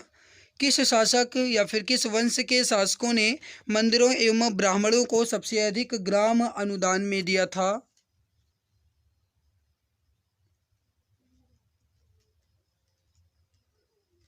ये भी इंपॉर्टेंट सवाल है, फटाफट आंसर दीजिए। राइट आंसर क्या हो जाएगा?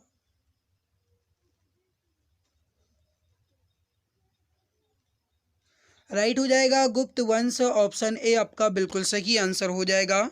दिल्ली के मेहरौली के कुवत उल इस्लाम मस्जिद के प्रांगण में स्थित लौह स्तंभ किसकी स्मृति में है?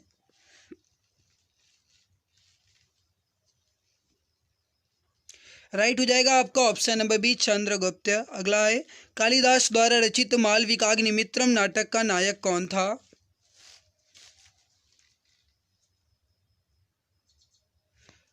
सही आंसर हो जाएगा आपका option number C, Agnimitra. Option C correct answer हो जाएगा। अगला सवाल है कि समुद्रगुप्त की सैनिक उपलब्धियों का वर्णन उसके किस अभिलेख में किया गया है? सही आंसर हो जाएगा Prayag. Option number D correct answer हो जाएगा, प्रयाग के अभिलेख में। अगला सवाल है कि निम्न में से किस काल में स्त्रियों की पुरुषों में बराबरी थी, या फिर स्त्रियों की पुरुषों से बराबरी थी? राइट हो जाएगा गुप्त काल में। ऑप्शन नंबर ए आपका बिल्कुल सही आंसर हो जाएगा। अगला सवाल है कि कौन सा राजवंश हुड़ों के आक्रमण से अत्यंत विचलित हुआ? कौन सा राजवंश हुड़ों के आक्रमण से अत्यंत विचलित हुआ? फटाफट बताइए, राइट आंसर क्या हो जाएगा?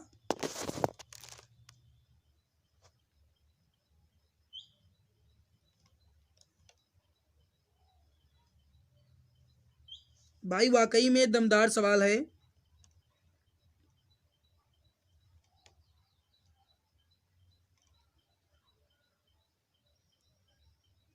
बताइए।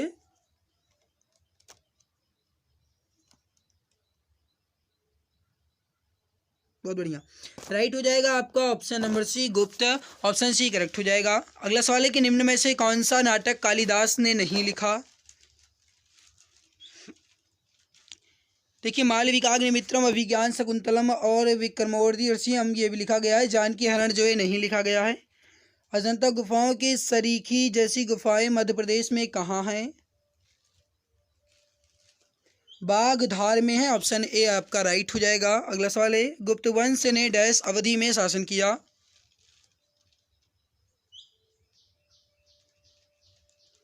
319 से 500 ईस्वी के बीच में, ऑप्शन नंबर ए आपका बिल्कुल सही आंसर हो जाएगा। बाल विवाह की प्रथा जो है कब आरंभ हुई थी, किस काल में आरंभ हुई थी। राइट हो जाएगा आपका ऑप्शन नंबर सी गुप्त काल में, ऑप्शन सी करेक्ट हो जाएगा। सोने के सबसे अधिक सिक्के किस काल में जारी किए गए। राइट हो जाएगा आपका ऑप्शन नंबर बी गुप्त काल में, option number B correct answer हो जाएगा। अगला सवाल है कि यूरोपीय भाषा में अनुदित या अनुवादित प्रथम भारतीय ग्रंथ कौन सा है। राइट आंसर हो जाएगा आपका ऑप्शन नंबर बी अभिज्ञान शकुंतलम, जो कि कालिदास द्वारा लिखा गया है। अगला सवाल है, सती प्रथा का उल्लेख कहाँ से मिलता है। राइट आंसर हो जाएगा आपका ऑप्शन नंबर सी एरण अभिलेख से। अगला सवाल है कि गुप्त वंश के निम्नलिखित शासकों को क्रम में लगाइए। देखिए, चंद्रगुप्त, उसके बाद समुद्रगुप्त, उसके बाद चंद्रगुप्त द्वितीय, उसके बाद कुमारगुप्त, उसके बाद स्कंदगुप्त। तो 1 2 3 4 5 बिल्कुल सही है, ऑप्शन नंबर ई आपका बिल्कुल सही आंसर हो जाएगा। अगला सवाल है कि गुप्तकालीन शासकों या फिर गुप्तकालीन शासक में सिक्कों का सबसे बड़ा ढेर कहाँ से प्राप्त हुआ। गुप्तकालीन सिक्कों का सबसे बड़ा ढेर जो है यह कहाँ से प्राप्त हुआ है, तो भरतपुर के बयाना से, ऑप्शन ए आपका बिल्कुल सही हो जाएगा। अगला सवाल है कि किस गुप्त शासक को नालंदा विश्वविद्यालय का संस्थापक माना जाता है। सही आंसर हो जाएगा कुमारगुप्त प्रथम को, ऑप्शन नंबर ए आपका बिल्कुल सही आंसर हो जाए। ये सवाल है आपके लिए, इसका आंसर आपको कमेंट सेक्शन में कमेंट करके बताना है। सवाल है कि किस गुप्तकालीन शासक को कविराज कहा गया है। इसका आंसर आपको कमेंट सेक्शन में कमेंट करके बताना है। तो गाइस, आज की इस वीडियो में मैंने गुप्तकालीन से संबंधित क्वेश्चंस को कंप्लीट कर लिया। अगली वीडियो में इसके अन्य टॉपिक को कंप्लीट करेंगे। अगर आप चैनल पे पहली बार आएँ तो सब्सक्राइब जरूर कर लीजिएगा, ताकि आने वाली वीडियो की नोटिफिकेशन आपको समय से मिला करे। हमारी मेहनत और ये वीडियो की क्वालिटी कंटेंट आपको कैसा लगा, कमेंट सेक्शन में कमेंट करके अपना फीडबैक जरूर शेयर कीजिएगा।